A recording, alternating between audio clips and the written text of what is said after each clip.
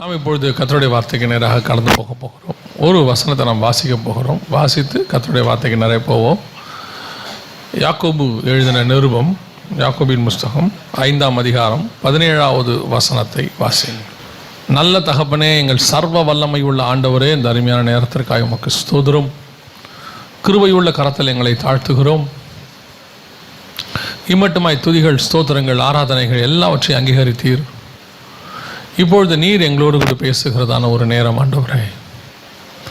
எங்கள் ஆவி, ஆத்மா, சரீரத்துக்கு தேவையானதை தேவனான கர்த்தர் எங்களோடு கூட பேசி தேவையானதை தந்து பலப்படுத்தி ஆண்டவரை உமக்குள்ளே ஸ்திரப்படுத்தி சீர்படுத்தி நீர் வரும் அளவும் ஆண்டவரே நாங்கள் எல்லோரும் சாட்சிகளாய் நிற்க கர்த்தர் கிருபை தருவீராக. ஆண்டவரே, நீர் கொடுக்குற இந்த ஆவிக்குரிய ஆகாரமானது எங்களை பலப்படுத்தட்டும், நிலைநிறுத்தட்டும். ஆண்டவரே, உம்முடைய மகிமை மூடட்டும். வந்திருக்கிற ஒவ்வொருத்தரோடும் கர்த்தர் நீர் பேசுவீராக, இடைபடுவீராக. எங்கள் ஆண்டவர் இயேசுவின் நாமத்தில் பிதாவே, அல்லேலூயா. யாக்கோபின் புஸ்தகம் 5ஆம் அதிகாரம் 17வது வசனம் சொல்லுகிறது, எலியா என்பவன் நம்மை போல பாடுள்ள மனுஷனாய் இருந்தும் அப்படின்னு இருக்கு. பொதுவாக அந்த எலியாவை குறித்து வேதாகமத்தில் ஒரு முன்னுரைப்பு உண்டு, ஒரு தீர்க்க தரிசனம் உண்டு. எலியாவினுடைய ஊழியம் இன்னும் முடிவடையவில்லை, இன்னும் எலியாவின் ஊழியம் இருக்கிறது. ஏன்னா இயேசு வருவதற்கு முன்பதாகலாம் யார் வரணும்? எலியா வந்து வழியை ஆயத்தம் பண்ணணும். இயேசு அடுத்து பகிரங்கமாக வந்து பூமியை ஆட்சி செய்வதற்கு முன்பதாகவும் 2 சாட்சிகள் வர வேண்டும். அதில் ஒன்று எலியாவாக இருக்கணும். அப்படிங்கிறது தான் நம்முடைய நிதானம். அப்படி இருக்கும்போது இந்த எலியா என்பவர் பொதுவாக நமக்கு ஒருத்தரோட பேசிகிட்டு இருக்கும்போது எங்கிட்ட சொன்னாங்க, அவங்களாம் பைபிளில் உள்ளவங்க, அவங்களால முடியும் அப்படின்னு சொன்னாங்க. சில காரியங்களை நாம் செய்ய முடியல, பலவீனமாக இருக்கும்போது உங்களை பைபிளில் உள்ளவங்களோட கம்பேர் பண்ணாதீங்க, அவங்க பைபிளில் உள்ளவங்க ஹீரோஸ் அப்படின்னாங்க. பைபிளில் உள்ளவங்க எல்லாருமே நம்மை போல ஒரு காலத்தில் பாடுள்ளவர்கள் தான், நம்மை போல சாதாரணமாய் பிறந்தவர்கள் தான், தேவனால் முன்குறிக்கப்பட்டவர்கள் தான். உங்களையும் என்னையும் கர்த்தர் எப்படி முன்குறித்து அழைச்சிருக்கிறாரோ அதே மாதிரி அவர்களையும் அழைத்தார். அவங்கள ஒன்றும் சூப்பர் நேச்சுரலாக நடத்தலை. அவர்களை நடத்துகிற காலங்களிலே தேவன் அவர்களோடு கூட இடைப்பட்டார், அற்புத அடையாளங்களை செய்தார். அதே தேவன் தான் இன்னும் ஜீவனோடு கூட இருக்கிறார். நான் எப்படி விசுவாசிப்பேன்னா, இதை ஏன் பைபிள் எழுதி கொடுத்துருக்குன்னா, பாரு, உன்ன மாதிரி சாதாரணமாக இருக்கிறவங்க தான் இவங்க எல்லாரும். ஒரு ஆடு மேய்க்கிறவங்களாக இருக்கிறாங்க, ஒரு புறஜாதி தேசத்தில் இருக்கிறாங்க, ஒரு அடிமையாக இருக்கிறவங்களா இருக்கிறாங்க, ஒரு இடத்துல வந்துட்டு ராஜாவுக்கிட்ட பானபாத்திரக்காரராக இருக்கிறாங்க, சகோதரால் பகைக்கப்பட்டவங்களாக இருக்கிறாங்க, ஊரை விட்டு ஓடி போனவங்களாக இருக்கிறாங்க, விதவையாக இருக்கிறாங்க. இப்படிப்பட்டவங்களை தான் நான் எடுத்து பயன்படுத்தி இருக்கிறேன். அப்போ உன்னையும் எடுத்து நான் என்ன செய்ய போகிறேன்? பயன்படுத்த போகிறேன். உன் வாழ்க்கையிலும் இந்த மாதிரி பிரச்சனைகள் வரும், நம் வாழ்க்கையிலும் அந்த மாதிரி போராட்டங்கள் வரும். இவைகளுக்கு மாடலாக தான் அது எழுதப்பட்டிருக்கிறது. இந்த பைபிளில் உள்ள அத்தனை கேரக்டரும் இந்த பூமியில் இருக்கிற அத்தனை பேர் கடந்து போகிற சுச்சுவேஷன்ஸுக்கு ஏற்ற மாதிரி தான் ஆண்டவர் எழுதி வச்சிருக்கிறார். ஸோ அதை படிக்கும் பொழுது நம்ம அந்த மாதிரி சுச்சுவேஷனை கடந்து போகும்போது அவர்களை அதிலிருந்து விடுதலையாக்கி ஆசீர்வதித்த ஆண்டவர் நம்மையும் விடுதலையாக்கி ஆசீர்வதிப்பார் என்பதற்காக தான் அது எழுதப்பட்டிருக்கு. அப்போ இவங்க எல்லாருமே எடுத்த உடனே வானத்திலேருந்து குதிச்சவங்க கிடையாது, நம்மை போல பாடுள்ளதான ஒரு மனுஷர்கள், அவ்வளோதான். எலியாவும் நம்மை மேலே ஒரு மனுஷன்தான் அப்படின்னு. இப்போ எலியாவை குறித்து அதிகமாக தியானிக்கும் பொழுது எனக்கு ரொம்ப ஆச்சரியமான விஷயம் என்னென்னா, ஒரு சிலரை பற்றியெல்லாம் நிறைய அதிகாரம் இருக்கும், அவங்கள பற்றி நிறைய சொல்லிக்கிட்டு வருவார். இப்போ ஆபிரகாமெல்லாம் எடுத்துக்கிட்டிங்கன்னா 12ஆம் அதிகாரத்தில் ஆரம்பித்து 23ஆம் அதிகாரம் வரைக்கும் இருப்பார் ஆதியாகமத்தில். கிட்டத்தட்ட 10 அதிகாரத்துக்கு அவரை பற்றி இருக்கும். அதுக்கப்புறம் எங்கே பார்த்தாலும் ஆபிரகாம் பற்றி வந்துக்கிட்டே இருக்கும். ஆனால் நீங்கள் எலியாவை எடுத்துக்கிட்டிங்கன்னா 1 ராஜாக்கள் 18 தான் வராரு உள்ளேயே. வந்துட்டு 2 ராஜாக்களில் வந்து அவர் 2ஆம் அதிகாரத்தில் போயிடுவார். நடுவில் பார்த்தீங்கன்னா 20ஆம் அதிகாரத்தில் வேறு அவர் இருக்க மாட்டார், நடுவில் இருக்க மாட்டார். அப்புறம் 21ஆம் அதிகாரத்தில் வருவார், 2ஆம் அதிகாரத்தில் ஏறி போயிட்டார். அத்தோட எலியாவை பற்றி நீங்கள் பேசுனதை பார்த்தீங்கன்னு சொன்னால், மத்திய எழுதின சுவிசேஷத்தில் இயேசு வந்து பேசுவார். அங்கேயும் அந்த மாதிரி 4 சுவிசேஷத்தில் பேசிட்டு அத்தோட எங்கே போய்டும்னா ரோமருக்கு போயிடும், ரோமர்லேருந்து அடுத்து யாக்கோபுக்கு போயிடும், அவ்வளோதான். அப்போ எலியாவை பற்றி கொஞ்சம் விஷயந்தான் இருக்குது பைபிளில். ஆனால் எலியா வந்து ஒரு பெரிய ஊழியத்தை செய்திருக்கிறார். இன்னும் சொல்ல போனால் இயேசுடைய ஊழியத்தினுடைய முதல் பார்ட்டை அவர் செய்கிறார். யோவான் ஸ்நானகர் வந்து செய்கிறார். அவர் செஞ்சு வழியை ஆயத்தம் பண்ணால் தான் இயேசு வருவார்.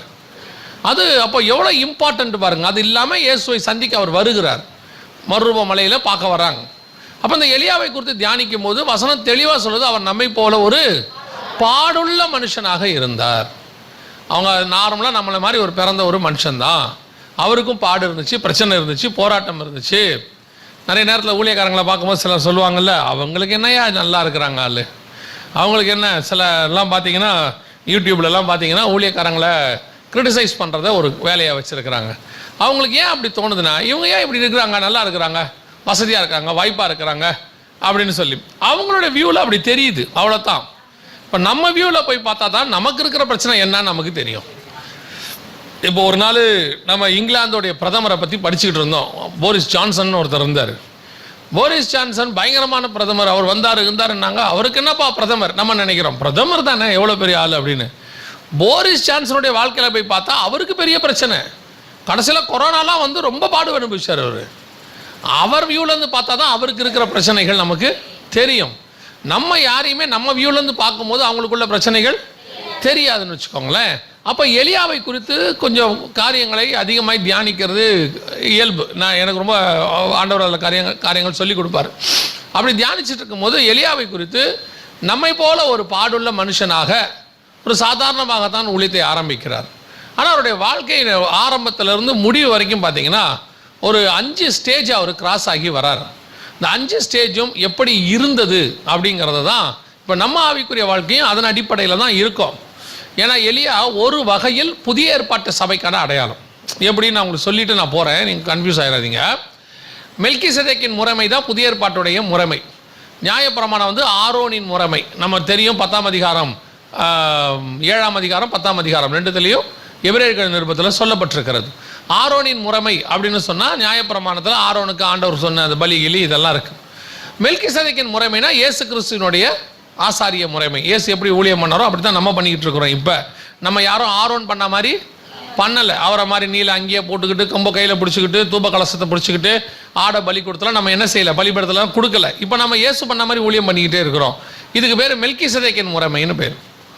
எலியாவை பார்த்தீங்கன்னா மெல்கிசேதேக்கின் முறைமையின்படி தான் மினிஸ்ட்ரி பண்ணியிருப்பார் பழைய ஏற்பாட்டில். அவரை நல்லா கவனித்து பார்த்தீங்கன்னு சொன்னால் அவருக்கு தாய் தகப்பன் இருக்காது, வம்ச வரலாறு இருக்காது. அவர் திடீர்னு உள்ளே வருவார், திடீர்னு எடுத்துக்கொள்ளப்படுவார், நடுவில் ஒரு மினிஸ்ட்ரி பண்ணுவார். அந்த மினிஸ்ட்ரியில் கூட அவர் இஸ்ரவேல் முறைமையின்படி எதையும் செய்ய மாட்டார், ஆசாரிய முறைமையின்படி அவர் செய்ய மாட்டார். அப்போ இவர் வந்து ஒரு புதிய ஏற்பாட்டு சபைக்கு அடையாளமாக இருக்கிறார். அப்படி இருக்கும்போது எலியாவினுடைய வாழ்க்கையில் ஒரு 5 விதமான இடங்களை அவர் 5 விதமான ஒரு ஸ்டேஜஸ் அவர் கிராஸ் பண்ணுறார். அதுதான் மிக முக்கியமாக நாம் பார்க்கிறோம். முதலாவதாக எலியா இங்கே எப்படி இருக்கிறாரு, என்ன பண்ணாரு அப்படின்னு சொல்லி பார்த்தீங்கன்னா வாசிங்க. 1 ராஜாக்களின் புஸ்தகம் 18ஆம் அதிகாரம் கடைசி வசனத்தை வாசிங்க. 1 ராஜாக்கள் 18 கடைசி. கர்த்தருடைய கை எலியாவின் மேல் இருந்ததினால்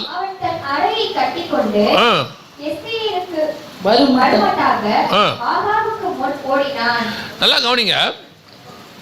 எலியா கர்த்தருடைய கை எலியாவின் மேல் இருந்ததினால் அவன் தன் அறையை கட்டி கொண்டு இஸ்ரவேலுக்கு வருமட்டாக ஆகாபுக்கு முன்பாக ஓடினான் அப்படின்னு இருக்குது. இது எலியாவினுடைய ஆரம்ப கால ஊழியம். இந்த ஊழியத்தில் பயங்கர மினிஸ்ட்ரி பவர்ஃபுல்லாக நடக்குது. ஆவிக்குரிய வாழ்க்கை ஆரம்பத்தில் நல்லா இருக்கும். ஆண்டவருக்குள்ளே வந்த புதுசில் பார்த்தீங்கன்னா பரபரன்னு இருக்கும். ஊழியமும் அப்படி தான். வந்த புதுசில் பார்த்தீங்கன்னா பரபரன்னு இருக்கும். அப்படி செய்யலாம், இப்படி செய்யலாம், அப்படி பண்ணணும், இப்படி பண்ணணும் அப்படின்னு சொல்லி நல்லது. ஆண்டவர் கூட அந்த காரியத்தை சொல்லும் போது ஆதியில் கொண்டிருந்த அன்பை விட்டாய் என்ற உன் பேரில் எனக்கு ஒரு குறை உண்டுங்கிறார். ஆதியில் ஒரு அன்பு இருக்கு. அந்த அன்பு எக்ஸ்ட்ராடினரி அன்பு அப்படின்னு நம்ம பார்க்குறோம். உலக பிரகாரமாகி அப்படி தான். எந்த ஒரு காரியத்தையும் நீங்கள் ஃபஸ்ட்டு பையன்கிட்ட ஒரு பொம்மையை வாங்கி கொடுங்க, 2 நாளைக்கு அந்த பொம்மையை வச்சு உருட்டிகிட்டே இருப்பான். 3ஆவது நாள் பொம்மைக்கு அவனுக்கு சம்மந்தமே இருக்காது, இல்லை பொம்மை தூளாக இருக்கும். அதுக்கப்புறம் அந்த பொம்மைக்கு அவனுக்கு சம்மந்தமே இருக்காது. செல்ஃபோனை பாருங்கள், வாங்குற வரைக்கும் பயங்கர இன்ட்ரெஸ்ட். அது வாங்கி அவனு பையன் ஒத்த காலில் நிற்பான். வாங்கி கொடுத்த பிறகு அந்த செல்ஃபோனை 3 நாளைக்கு நோண்டிக்கிட்டே இருப்பான், என்ன இருக்குன்னு. அதுக்கப்புறம் பார்த்தீங்கன்னா செல்ஃபோன் நார்மலாக மாறிடும் அவனுக்கு. அதே மாதிரி தான் எல்லாருக்குமே. இந்த புது ட்ரெஸ்ஸை எடுத்துகிட்டு புது கட்டுற வரைக்கும் தான் அது புதுசு. கட்டி முடித்து ஒரு தடவை தோச்சி எடுத்தோம்னா அது மேலே இருக்கிற கிரேஸ் நமக்கு என்னவாயிரும், போயிடும். கல்யாண புடவைக்கே அதான் மரியாதை.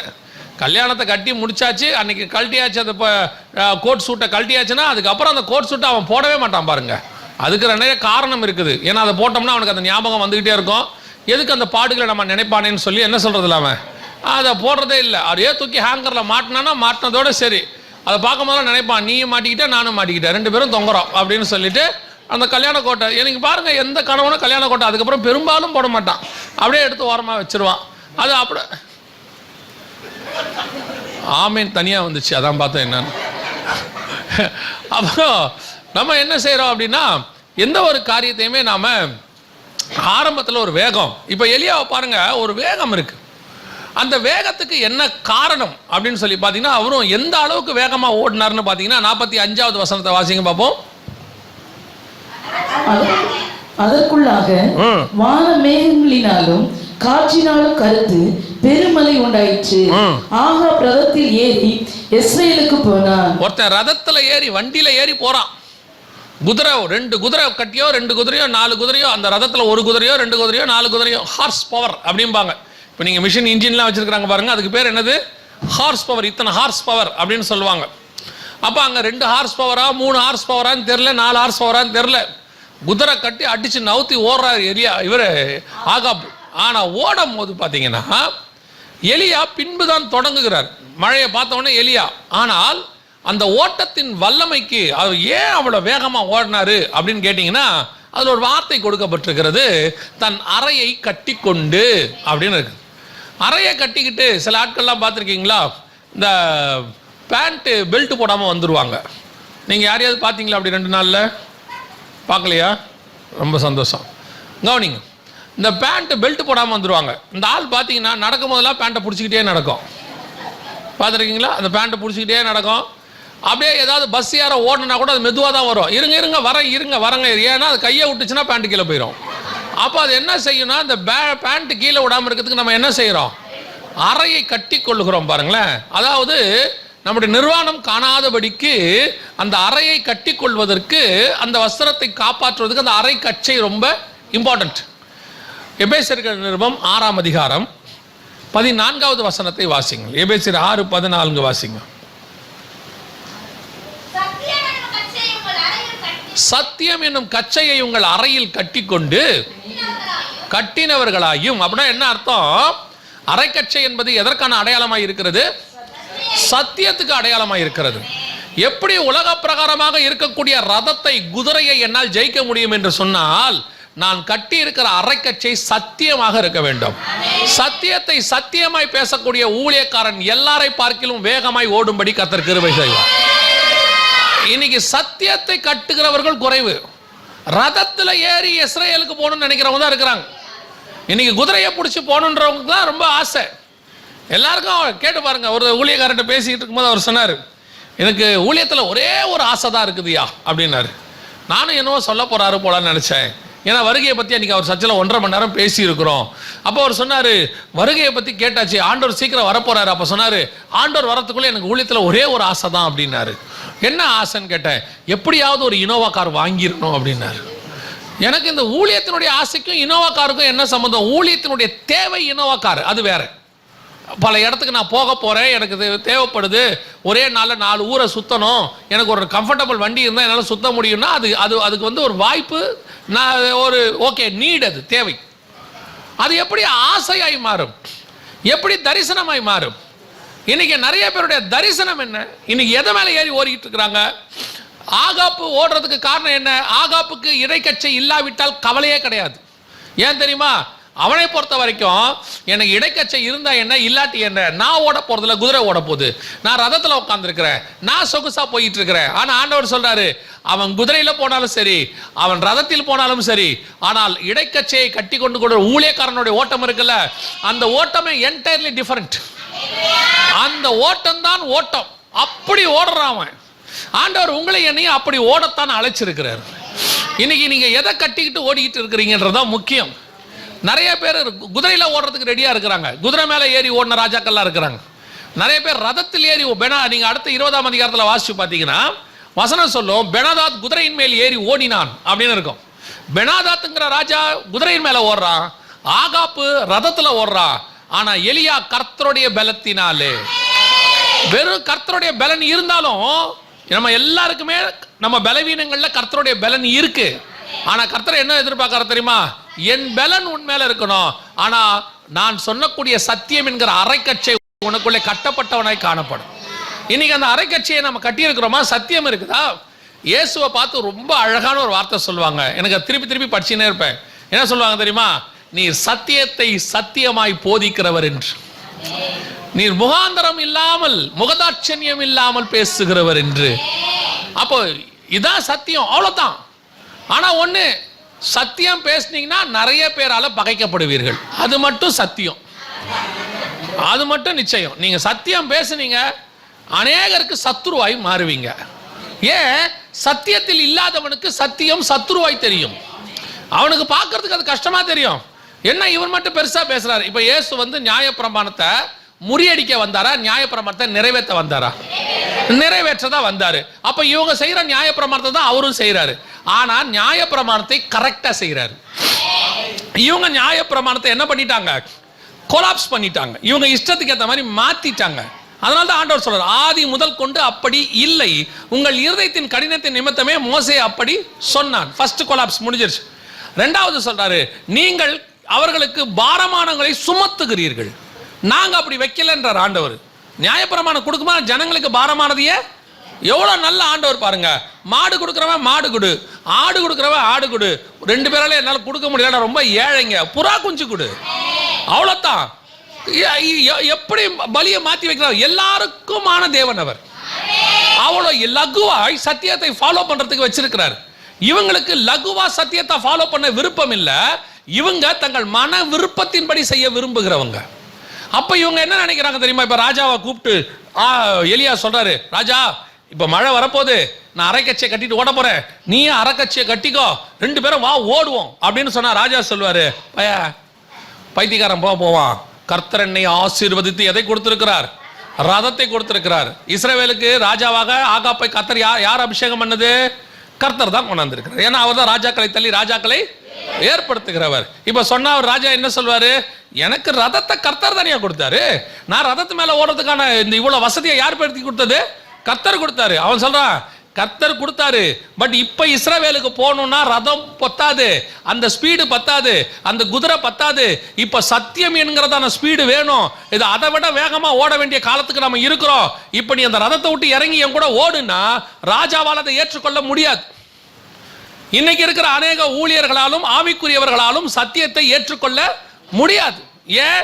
இன்னைக்கு இருக்கிற காலம் கடைசி காலம், நம்ம ஆயத்தப்படணும், பரலோகத்துக்கு போகணும். அவங்க சொல்லுவாங்க அதெல்லாம் போய், அதெல்லாம் ஏமாத்துறது, அதெல்லாம் பயமுறுத்துறது. அப்ப என்ன செய்யணும்? இது கர்த்தர் ஆசீர்வதிக்கிற காலம். சிலர் குதிரைகளை குறித்தும் சிலர் ரதங்களை குறித்தும் மேன்மை பாராட்டுகிற காலம். என்னையா, கர்த்தர் நம்மள ராஜாவுடைய பிள்ளைகளாக வச்சிருக்கிறாரு. அப்ப என்ன பண்ணும்? உலகத்திலேயே பெஸ்ட் கிரெடிட் கார்டை எனக்கு தான் கொடுப்பாரு. கடனே வாங்காத ஆண்டவர் தான் எது கொடுப்பாரு? கிரெடிட் கார்டு கொடுப்பாரு, கடன் அட்டையை கொடுப்பாரு. அவர் தான் சொன்னாரு, நீயோ கடன் கொடுப்பாய், கடன் வாங்காதன்றவருடைய ஊழியக்காரன் கடன் அட்டையை வாங்கி வச்சுக்கிறார். கேட்டா சொல்றாரு, கர்த்தர் கொடுத்தார். எப்படி ஆண்டவர் கொடுப்பாரு? ஒருத்தர் என்கிட்ட சொன்னாரு, ஒரு 15 வருஷத்துக்கு முன்னாடி, கிரெடிட் கார்டு இல்லாவிட்டால் உன்னால வாழ்க்கையே ஓட்ட முடியாது தெரியுமான்னாரு. நான் சொன்னேன், என்கிட்ட டெபிட் கார்டு இருக்குது, டெபிட் கார்டை வச்சுலாம் ஒன்றும் பண்ண முடியாது தம்பி, கிரெடிட் கார்டு இல்லாட்டி நீ வாழவே முடியாதுன்னாரு. அவர் சொல்லி 14 வருஷம் ஆச்சு, நான் கிரெடிட் கார்டு இல்லாம தான் வாழ்றேன். சரியா?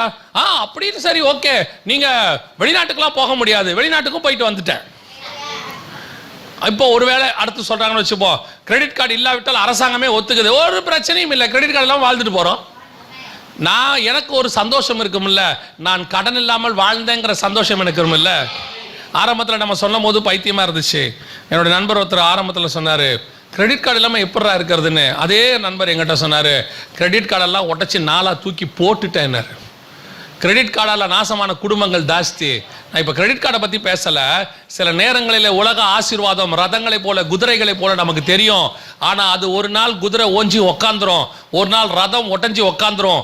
ஆனால் அரை கட்சி கொண்டு ஓடிக்கொண்டிருக்கிற ஊழியக்காரனுடைய ஓட்டத்தை கர்த்தர் ஒரு நாளும் நிறுத்தவே மாட்டார். சத்தியத்தில் நில்லுங்க, எதுக்கும் பயப்படாதீங்க. ஊரே எதிர்த்து நிக்கட்டுமே, அத்தனை ஊழியக்காரனும் சொல்லட்டுமே. ஒரு இடத்துல சர்க்குலர் போட்டாங்க, எம்டி ஜெகனை சர்ச்சில் ஏற்றாதீங்க. அவர் வந்து ஃபெஸ்டிவல்ஸ் பற்றி, அதாவது கிறிஸ்மஸ் ஈஸ்டரை பற்றியெல்லாம் அது சரியானது கிடையாது, அதாவது அந்த டேட்டு கிடையாதுன்னு சொல்கிறாரு. அப்படின்னு சொல்லி அவங்க சொன்னாங்க. அப்போ ஒருத்தர் வந்து என்கிட்ட சொன்னார், இந்த மாதிரி உங்களை சர்ச்சஸ்குள்ளே ஏற்ற வேணான்னு சொல்லி ஒருத்தர் சர்க்குலர் அனுப்பிச்சிருக்கிறாரு அப்படின்னாங்க. நான் சொன்னேன், சந்தோஷம், ஒன்றும் பிரச்சனை இல்லை. கொடுத்தா மைக்கில் பேச போகிறோம், கொடுக்காவிட்டால் ரோட்டில் பேச போகிறோம்.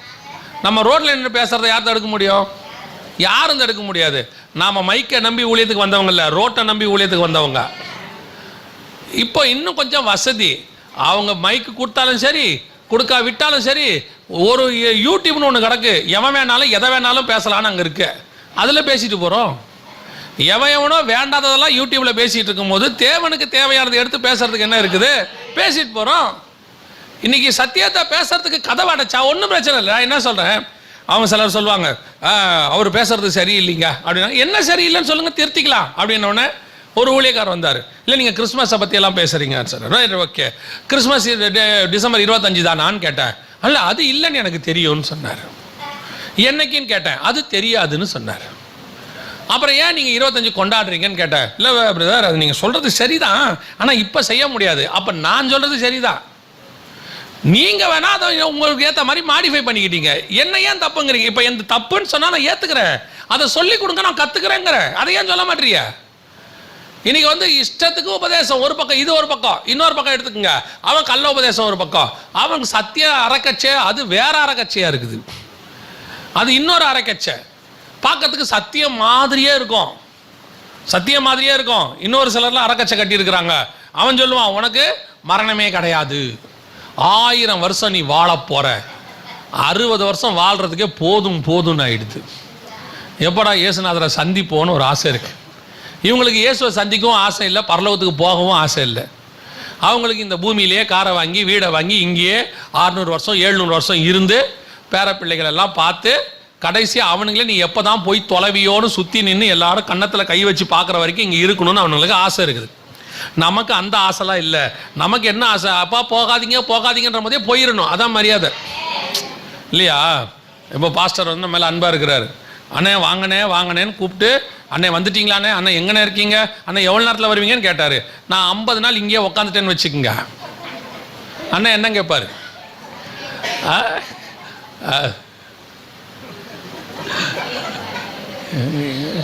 என்ன கேட்பாங்க பொதுவா?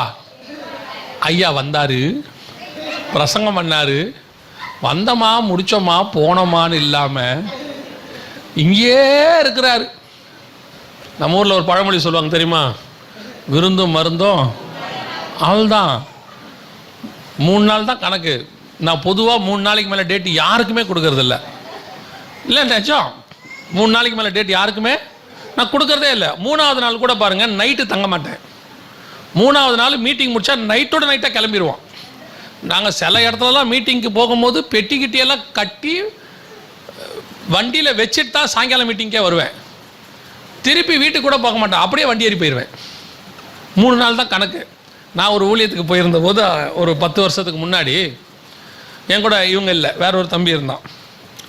அப்போது சொல்கிறதுக்கு வேற சந்தோஷம் ஒரு மாதிரி இருக்கு. இல்லை பாஸ்டர் உண்மையிலே நல்லா கவனிக்கிறாரு. நான் வேறு இடத்துல நடந்ததை சொல்கிறேன். போயிருந்தோம் மீட்டிங்க்கு.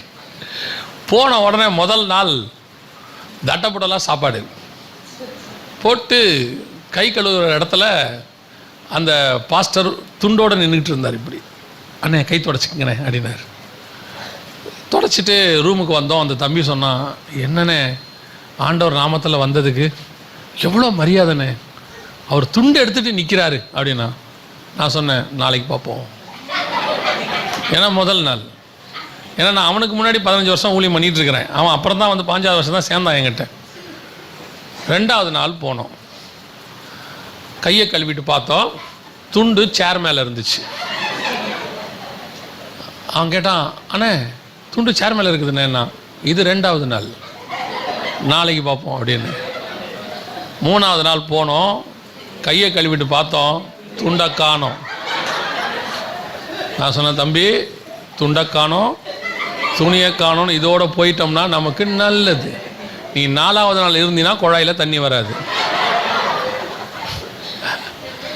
நான் சொல்கிறது நிஜம்.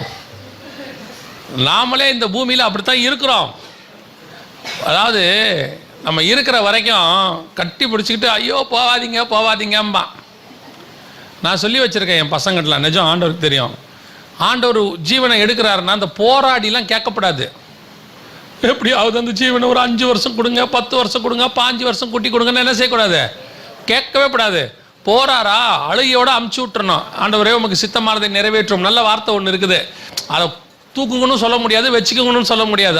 அவர்கிட்ட விட்டுறது. தாவீது மாதிரி, என்னப்பா 3 ஆப்ஷன் கொடுக்குறேன், என்னப்பா தாவீதுன்னா 3லாம் வேணா, 4வது ஒன்று இருக்குது, என்னது, உம்முடைய கரத்தில் விழுவேனாக, நீங்களே பார்த்து ஏதாவது ஒன்று செஞ்சு விட்ருங்கம்பா. அந்த மாதிரி நம்மளாம் தாவீது மாதிரி மாறிடணும்.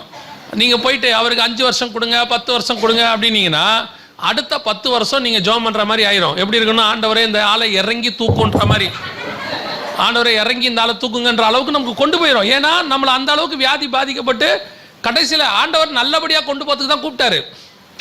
நாம தான் போகாமல் என் பேரனை பார்க்கணும், பேத்தியை பார்க்கணும், ஆண்டவர் எனக்கு கடைசி ஆசை எசேக்கியா ராஜா மாதிரி கேட்டு வாங்கிடுறது. நம்மளே அந்த நிலைமையில் இருக்கிறோம். இப்போ அவங்க சொல்லிட்டு இருக்கிறோம் 1000 வருஷம் இருப்பீங்க, 2000 இருந்துட்டு வாங்க, யாருக்கும் ஒன்றும் பிரச்சனை இல்லை. ஆனால் புதிய ஏற்பாட்டை பொறுத்த வரைக்கும் பூமி என்பது ஒரு வாடகை வீடு. எப்போ விட்டுட்டு பரலோகத்துக்கு போகிறோம், நம்ம ஆத்மா வாஞ்சியாக இருக்கணும். இன்னைக்கு ஒரு இறைக்கச்சை ஒன்று இருக்குது. என்ன இடைக்கச்சை தெரியுமா? இது ஒரு சத்தியம், ஒரு வித்தியாசமான சத்தியம் ஒன்று இருக்குது. ஆளாளு கட்டியிருக்கிறாங்க. இந்த இடைக்கச்சை யார் கட்டின இடைக்கச்சைன்னு கேட்டிங்கன்னா, இப்போ இன்னொன்று இருக்குது, வாசிங்க. தானியேல் புஸ்தகம் 5ஆம் அதிகாரம். தானியேல் புஸ்தகம் 5ஆம் அதிகாரம் 6வது வசனத்தை வாசிங்க.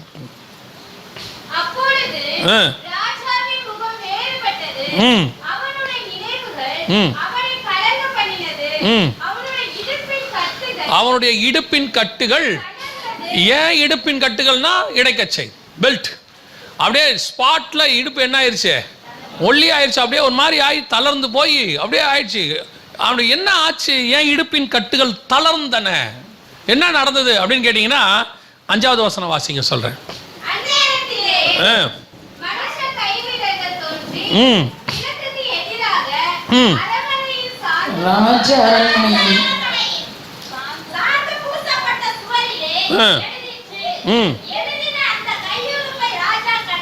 நியாய தீர்ப்பை எழுதியாச்சு பெல்ஷாசாருக்கு.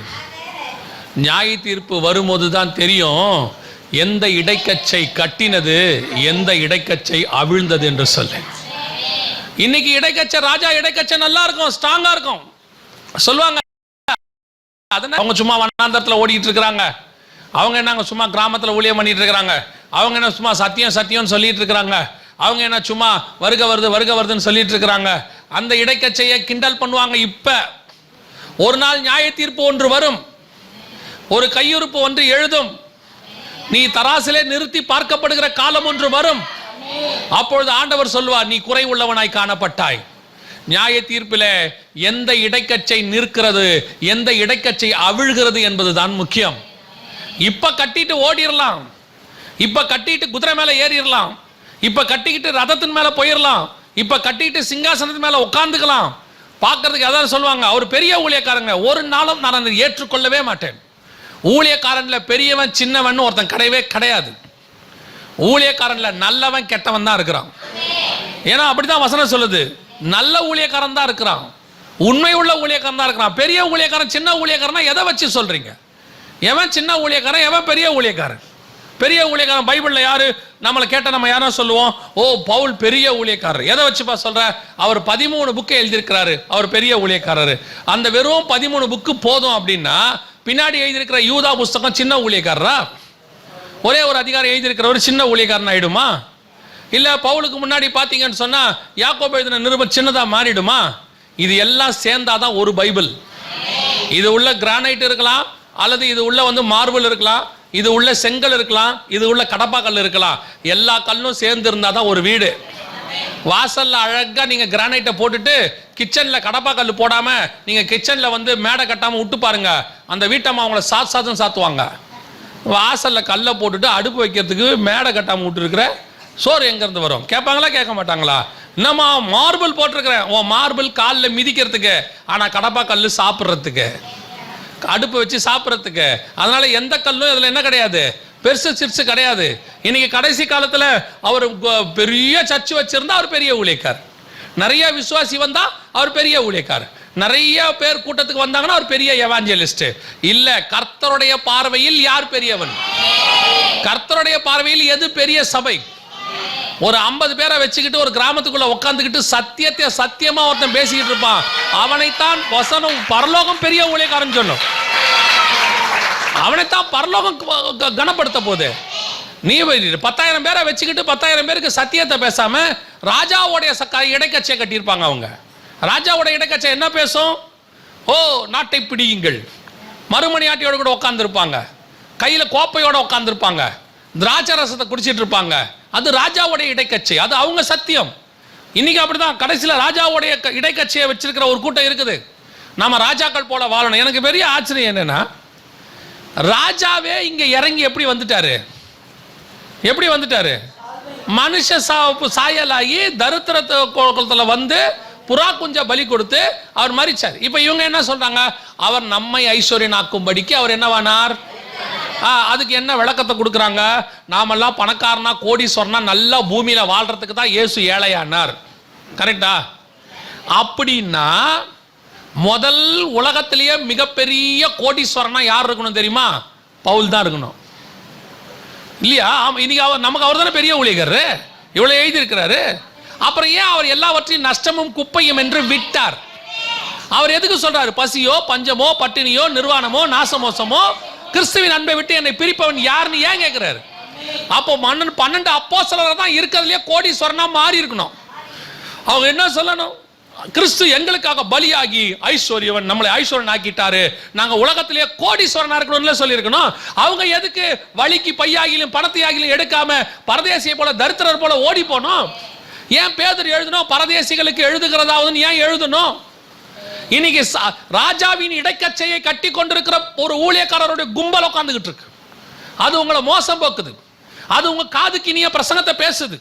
உன்னை ராஜாவாக்குவாரு, அப்படி ஆக்குவாரு, இப்படி ஆக்குவாரு. உனக்கு வந்து துபாயில புர்ஜ் காலிஃபால வீடு கொடுப்பாரு, பிளைட் கொடுப்பாரு, உனக்கு ஹெலிகாப்டர் கொடுப்பாரு, எல்லாம் சொல்லிக்கிட்டு இருக்கிறான். ஆனா உனக்கும் எனக்கும் ஆண்டவர் சொன்னது என்னமா? இவைகளை விட்டு விடு, உன்னை நான் பரலோகத்துல என்னோடு கூட உட்கார வைத்துக் கொள்வேன் இருப்பாரு. உண்மையான ராஜகுமாரத்திகள் நீங்களும் நானும் தான். இன்னைக்கு அதனால பூமியில தரித்திரமா இருக்க சொன்னாரா? இல்ல. கர்த்தர் தேவைகளை சந்திக்கிற தேவன்.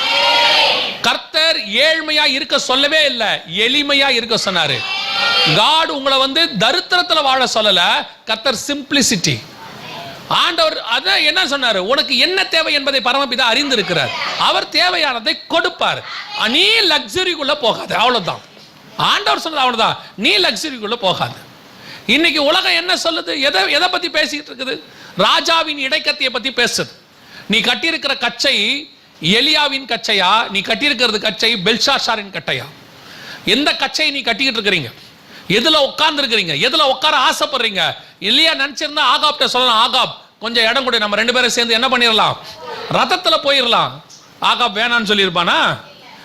அவன் தான் மழையை கொண்டு வந்துட்டானே, மழை பெய்ய ஆரம்பிச்சிருச்சு. ஆகாப்புக்கு தேவை மழை தானே, எலியா கொடுத்துட்டானே. ஆகாப் சொல்லலாம், வாங்க எலியா ஏறிக்கிங்க, 2 பேருமா போயிடலாம். ஏன் இன்னைக்கு ஊழியக்காரனுக்கு அவ்வளவு கனம் கொடுக்குறாங்க? அவன் லைவா அற்புதத்தை செஞ்சு காட்டுறான், அவனுக்கு கொடுக்காத கனமா? அவன் சொல்றான், நீ ரதத்துல ஏறி வீட்டுக்கு போ. ஏன் எலியா நீ வரலையா? அது ஸ்லோப்பா, நான் கொஞ்சம் ஸ்பீடு. என்ன சொல்றீங்க? நீ பின்னாடி தான் வருவேன், நான் முன்னாடி போவேன். ஏன்? நீ கட்டியிருக்கிறது ராஜாவின் இடைக்கச்சை, இது ஒரு லிமிட் தான் போகும். நான் கட்ட போறது தேவனுடைய சத்தியம் என்னும் அரைக்கச்சை, அதை என்னை கொண்டு போய் உனக்கு முன்னாடி இஸ்ரவேல்ல சேர்த்துரும். நீ போக வேண்டிய டெஸ்டினேஷனுக்கு ஆண்டவர் உன்னை எப்படி கொண்டு போகணுமோ அப்படி கொண்டு போவார். ஆனா சத்தியத்துல மட்டும் நிலையா நில்லுங்க. சத்தியம் தான் உங்களை விடுதலையாக்கும், வேத வசனம் தான் உங்களை காப்பாத்தும். எப்பேற்பட்ட பாதாளத்தில் விழுந்தவனையும் வேத வசனம் தூக்கி மேல கொண்டாந்துரும்.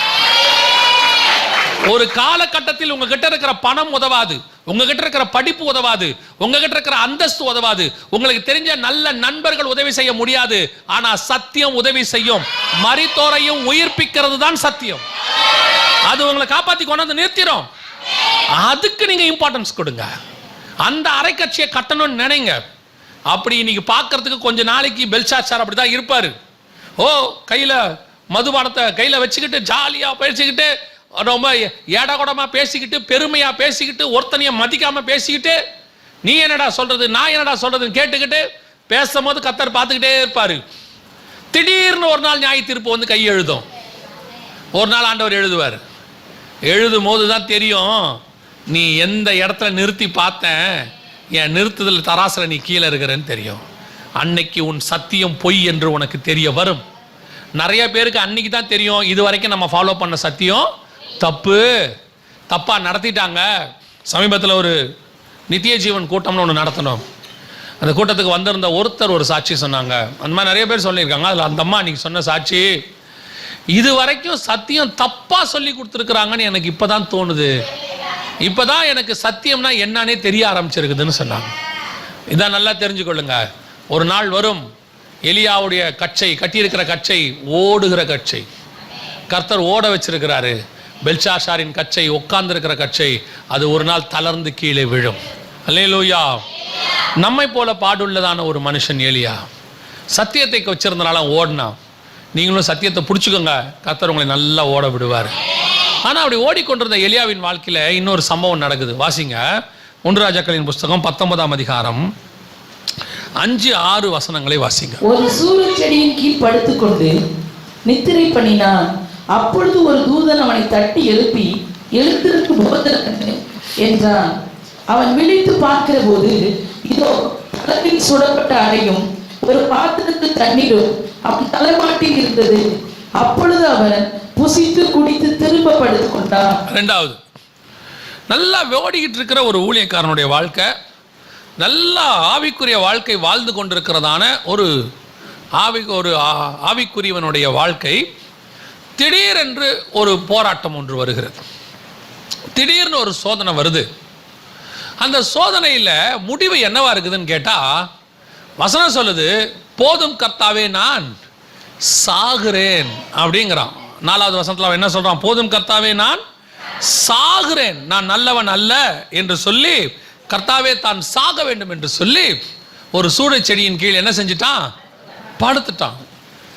எப்பேற்பட்டதான எலியா, எப்பேற்பட்டதான ஒரு எலியா, மழையை வருஷித்ததான ஒரு எலியா, வானத்திலிருந்து அக்கினியை இறக்கினதான வெளியா. ரெண்டுத்தையும் இறக்குறான். வானத்திலிருந்து மழையும் இறக்குறான், அக்கினியும் இறக்குறான்.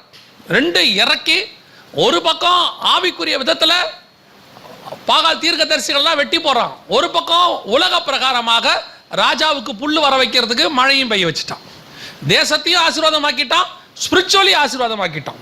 அப்படி ஒரு வல்லமையாய் எடுத்து பயன்படுத்தப்பட்ட ஒரு ஊழியக்காரன், அப்படி கர்த்தரால் வல்லமையாய் பயன்படுத்தப்பட்டதான ஒரு ஆவிக்குரியவன், நல்லா நடந்து கொண்டிருக்கிற ஒரு ஆவிக்குரிய பிஸ்னஸ், அதாவது ஆவிக்குரியவர்கள் நடத்துகிற பிஸ்னஸ் அல்லது நல்ல வேலை, நல்ல குடும்பம். ஆனால் அதற்குள்ளே திடீரென்று ஒரு சோதனை ஒன்று வருகிறது. சோதனை வராமல் இருக்குமா? கண்டிப்பாக வரும். சோதனை வராமல் இருக்கவே இருக்காது. சோதனைங்கிறது என்ன அப்படின்னு கேட்டிங்கன்னு சொன்னால், நம்முடைய பிரச்சனைகளை, நமக்குள்ளே இருக்கிற குறைவுகளை நீக்கிறதுக்கு தான் கர்த்தர் எதை கொடுக்குறாரு? சோதனை அனுமதிக்கிறார். நீங்கள் வேத வசனத்தில் வாசிச்சு பாருங்க. இயேசு கிறிஸ்துக்கிட்ட சோதனைக்காரன் வருகிறான். அவர் சொல்றார், இதோ உலகத்தின் அதிபதி என்னிடத்துல வருகிறான். அவனுக்கு பேரு சோதனைக்காரன் பேர். வரான். வந்த உடனே வசனம் சொல்லுது, இயேசு சொல்றாரு, உலகத்தின் அதிபதியானவன் என்னிடத்துல வருகிறான், அவனுக்கு என்னிடத்தில் ஒன்றுமில்லை. சோதிக்க வந்தான், ஆனா சோதிக்கிறதுக்கு என்கிட்ட ஒண்ணும் இல்லை. அப்ப யாக்கோபு புஸ்தகம் சொல்லுகிறது, சோதிக்கப்படுகிற எவனும் கர்த்தரால் தேவனால் சோதிக்கப்படுகிறேன் என்று சொல்லாதிருப்பேனாக, அவன் தன் சுய இச்சைகளின்படி இழுப்புண்டு சோதிக்கப்படுகிறான். சோதனைக்கு வருது கிட்ட, ஆனா வரும்போது அவன் சோதிக்கிறதுக்கு ஏதாவது எங்கிட்ட இருந்தா அவன் என்ன சோதிக்க போகிறான். அப்படி ஒரு விஷயம் எங்கிட்ட இல்லைன்னா அவன் திரும்பி போயிட போறான். அதுதான் இயேசு சொல்றார், வராம இருக்கவே மாட்டான். ஏன்னா அவனுக்கு அதான் வேலை, அவனுடைய வேலையே அதான். நீங்க எக்ஸாம் எழுதிட்டு இருக்கும் போது திடீர்னு இந்த பறக்கும் படை அப்படின்றவங்களாம் வந்துருவாங்க, ஃப்ளையிங் ஸ்குவாட் தானே வந்துருவாங்க. வந்த உடனே பையன், இவனுங்க ஏன் தான் வந்தாங்களோ, நம்ம ஸ்கூல் மாஸ்டராக இருந்தால் நம்மளை கொஞ்சம் விட்டு கொடுத்துருவார், நம்மளை அவர் அப்படியே பார்த்து எழுத சொல்லுவார். ஏன்னா அந்த ஸ்கூலில் இருக்கிறவங்களுக்கு ஸ்கூல் பாஸ் ஆகணும், 100% வரணுன்றதுக்கு என்ன பண்ணுவாங்க, கண்டும் காணாதவர்களை போல இருப்பாங்க. பார்த்து எழுதுறான்னு சொல்ல மாட்டாங்க.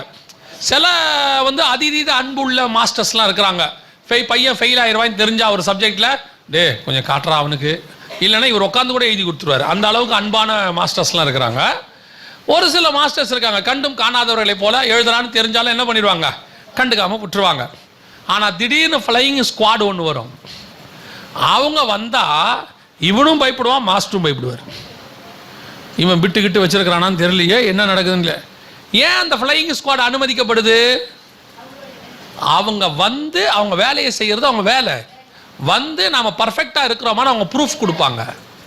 அவங்க யாரும் பார்த்து எழுதலை, ஒழுங்காக நடக்குது, பசங்க கரெக்டாக இருக்கிறாங்கன்னு அவங்க சொல்லிட்டு போயிட போகிறாங்க. இப்போ ஃப்ளையிங் ஸ்குவாடே வேணான்னா என்ன அர்த்தம்? அவன் என்ன சொல்கிறான், நான் தப்பு பண்ண போகிறேன், எதுக்கு ஃப்ளையிங் ஸ்குவாட் வருது? ஃப்ளையிங் ஸ்குவாடை பார்த்து அவன் பயப்படுவான், தப்பு பண்ணுறோம் பயப்படுவான். நல்லா எழுதிட்டு இருக்கிறவன் பக்கத்தில் நிற்கிறது வெறும் ஸ்குவாடா, ஃப்ளையிங் ஸ்குவாடா, இல்லை மாஸ்டரா கவனிக்கவே மாட்டான். அவன் எழுதினே இருப்பான். அவன் தலையை எதுக்கு நிமிருவானா, பேப்பர்மா எழுதுவான், பேப்பர்மா எழுதுவான், அவ்வளோதான் வேலை. அவன் எப்போ வரைக்கும் எழுதுவான்னு கேட்டிங்கன்னா, டைம் அப் எல்லாம் முடிஞ்சு போச்சு, இப்போ நூலை கட்டுங்கிற வரைக்கும் இங்கே குஞ்சு எழுதினே இருப்பான்.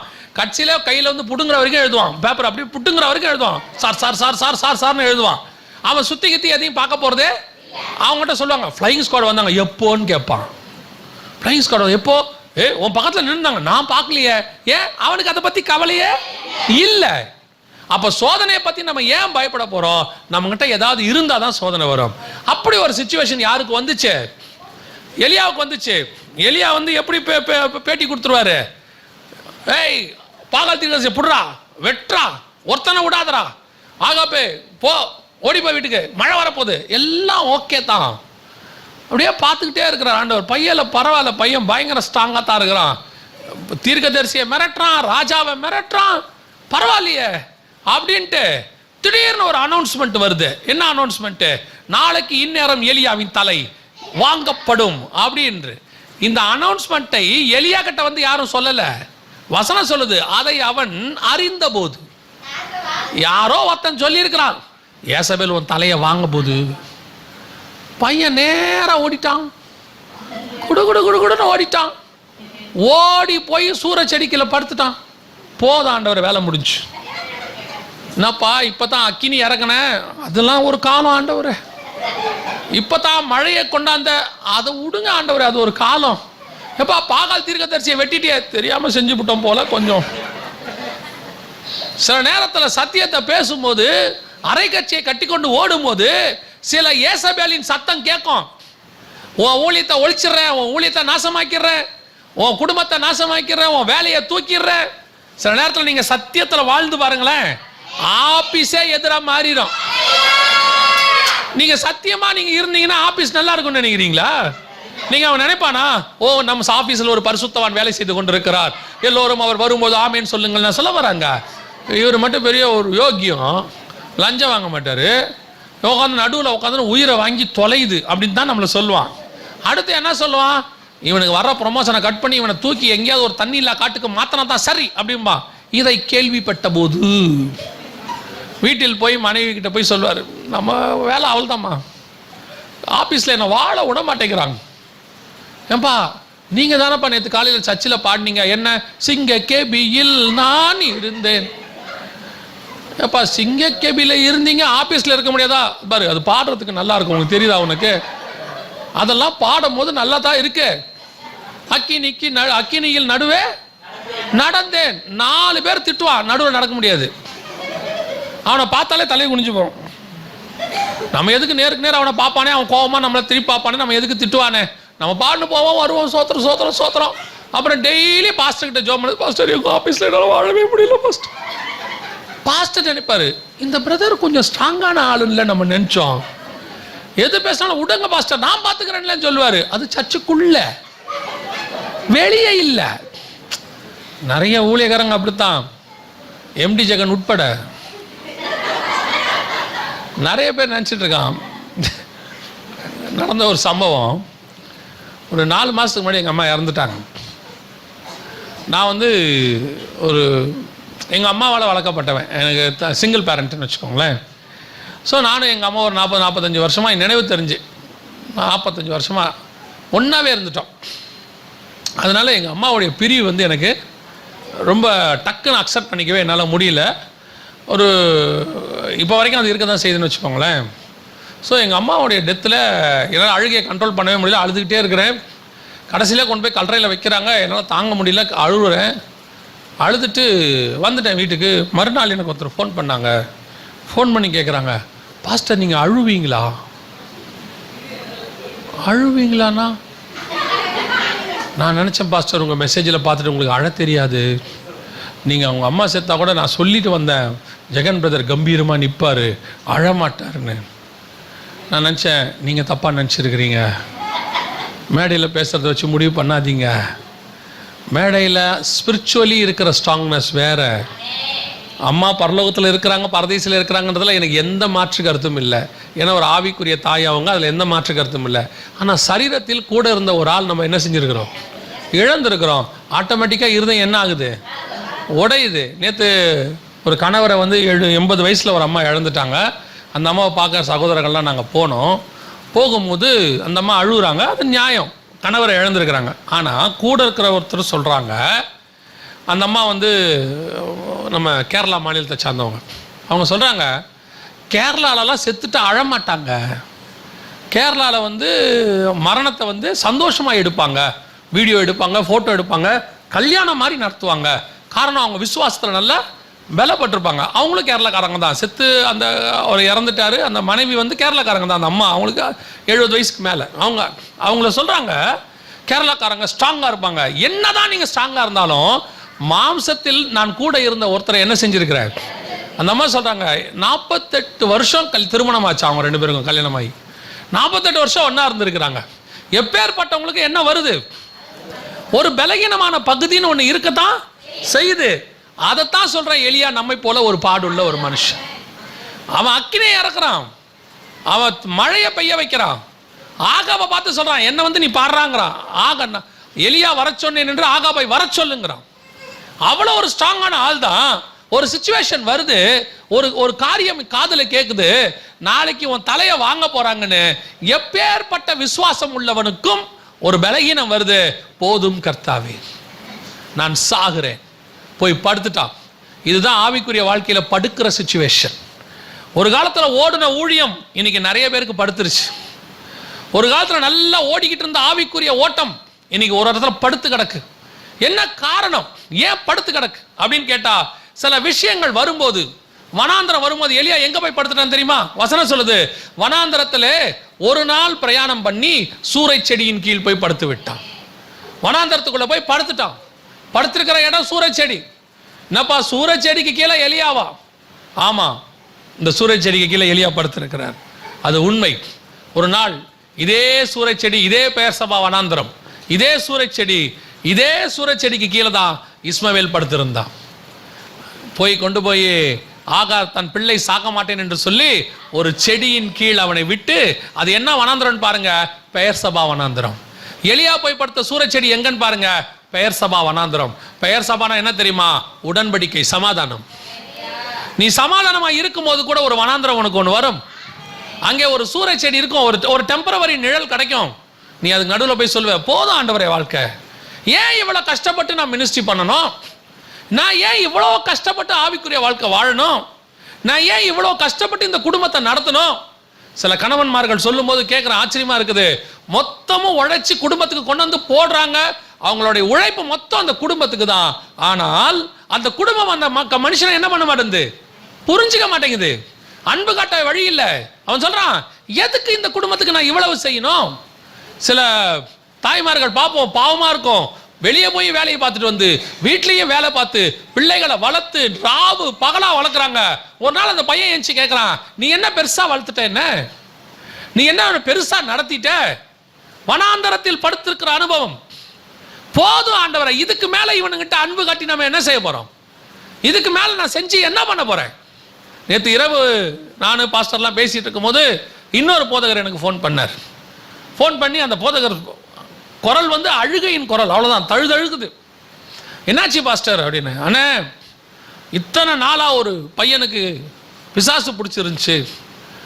எங்கள் வீட்டில் சர்ச்சுக்குள்ளே உட்கார வச்சு 2 மாதம் உபவாச ஜெபம் போட்டு அவனுக்காக ஜெபிச்சு, சபையாக ஜெபிச்சு, பொறுப்பை நாங்கள் மொத்தம் எடுத்து அந்த பையனை டெலிவரன்ஸ் ஆக்கி விட்டு ஒரு 2 வாரம் ஒழுங்காக வந்தாங்கண்ணே. இப்போ பெரிய சர்ச் ஒன்று கிடச்சிருச்சுன்னு பக்கத்து சர்ச்சுக்கு போயிட்டாங்க. அவர் சொல்கிறாரு, அவன் போனது பரவாயில்லண்ணே, போட்டோம். ஆனால் நான் இவ்வளோ அன்பு காட்டினப்ப அந்த அன்புக்கு என்னதான் மரியாதை? இவ்வளோ நான் கஷ்டப்பட்டேன், அதுக்கு என்ன மரியாதை? சில நேரங்களில் நாம் செஞ்சது எல்லாத்தையும் மறந்துட்டு உலகம் ஆப்போசிட்டாக பேசும். ஒரு சிச்சுவேஷன் வரும், ஒரு போராட்டம் வரும், ஒரு வனாந்தரம் வரும், ஒரு சூறைச்செடி வரும், உன்னை படுக்க பண்ணும். வேணா விட்டுருவோம், போதும், முடிச்சிடலாம், இதுக்கப்புறம் தேவையே இல்லை அப்படிங்கிற ஒரு இடம் வரும். ஆண்டவர் சொல்றாரு, எழுந்துடுறா, எழுந்துரு, மேல இந்த அடையை சாப்பிடு. அடை எது ஆடு? தழலில் சுடப்பட்ட அடை. இது எங்க இருந்து வந்திருக்கு? பரலோகத்திலிருந்து தூதன் கொண்டு வந்திருக்கிறான். ஏன்? நீ ஏசபேலை நம்பி இந்த ஊழியத்துக்கு வரல, ஆகாப நம்பி வரல, நீ வந்தது என்ன நம்பி வந்திருக்கிற இந்த இடத்துக்கு. உன்னை நான் படுக்க விடவே மாட்டேன், நீ வனாந்தரத்தில் நீ சாகடிக்க உன்னை விடவே மாட்டேன். நீ செய்ய வேண்டியது இன்னும் எவ்வளவு இருக்கு, நீ போக வேண்டிய தூரம் அதிகம். சில நேரத்தில் பாதியில, கால்வாசியிலேயே, முக்காவாசியிலேயே போதும், வரும் சிச்சுவேஷன் வரும். எத்தனை நாள் நீங்க வீட்டில் சொல்லியிருக்கிறீங்க? கல்யாணமான 5 வருஷத்துல, கல்யாணமான 10 வருஷத்துல என்ன சொல்லியிருப்பீங்க?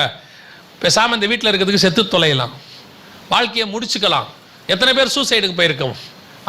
ஆண்டவர் உங்களை காப்பாற்றி எது கொண்டு வந்தாரு தெரியுமா? நீ 5 வருஷத்துக்குள்ள சூசைட் பண்ணி சாக பார்த்த, ஆனா அடுத்த 30 வருஷம் உனக்கு ஒரு வாழ்க்கையை கர்த்தர் வச்சு ஆசீர்வதிச்சு அநேகர் கண்களுக்கு முன்பாக உன்னை உயர்த்தி உட்கார வச்சிருக்கிறாரு. நீ 15 வருஷத்துக்கு முன்னாடி செத்து இருந்தா இந்த ஆசீர்வாதம் வந்திருக்குமா? 5 வருஷத்துக்கு முன்னாடி. ஏன்னா சில நேரத்தில் சிச்சுவேஷன்ஸ் வரும்போது, சூறைச்செடி வரும்போது, சில ஏசபேலின் சத்தம் கேட்கும் போது, சிலர் உன்னை துரத்தும் போது, சிலர் உன்னை கொல்லுகிறேன் என்று சொல்லும் போது, உன் ஆவிக்குரிய வாழ்க்கை தொய்ந்து போகும். அப்படியே ஒரு டயர்ட்னஸ் வரும். உன்னை ஊழியம் பண்ண விடாம கிரஷ் பண்ணுவாங்க. ஒரு ரூம்குள்ள போட்டு உன்னை அடைப்பாங்க. உன்னை எங்கேயும் வரக்கூடாதுன்னு சொல்லுவாங்க. எஸ், உண்மை, அதான் உண்மை, இதுதான் உலகம். உன்னை நீ செஞ்ச எல்லா நன்மையும் வாங்கிக்கிட்டு உன்னை துரத்தி விடுவாங்க. நீ செஞ்ச அத்தனை நன்மையும் வெளியே தெரியவே தெரியாது. ஆனா பார்க்கிறவங்களுக்கு என்ன தெரியும் தெரியுமா? எலியா ஏசபேலுக்கு பயந்து ஓடிட்டாயா. ஆமா, அதுவும் தான் உண்மை. ஆமா, ஒரு நாள் என் நிலைமை இப்படிதான் இருந்துச்சு. ஆண்டவர் சொன்னாரு, என்னடா ஏசபேலுக்கு பயந்துட்ட நீயே? ஏசபேலுக்கு பயந்துட்டு இந்த அடையை சாப்பிடு. இது என்னது? பரலோகத்தினுடைய மன்னா, பரலோகத்தினுடைய வார்த்தை இது.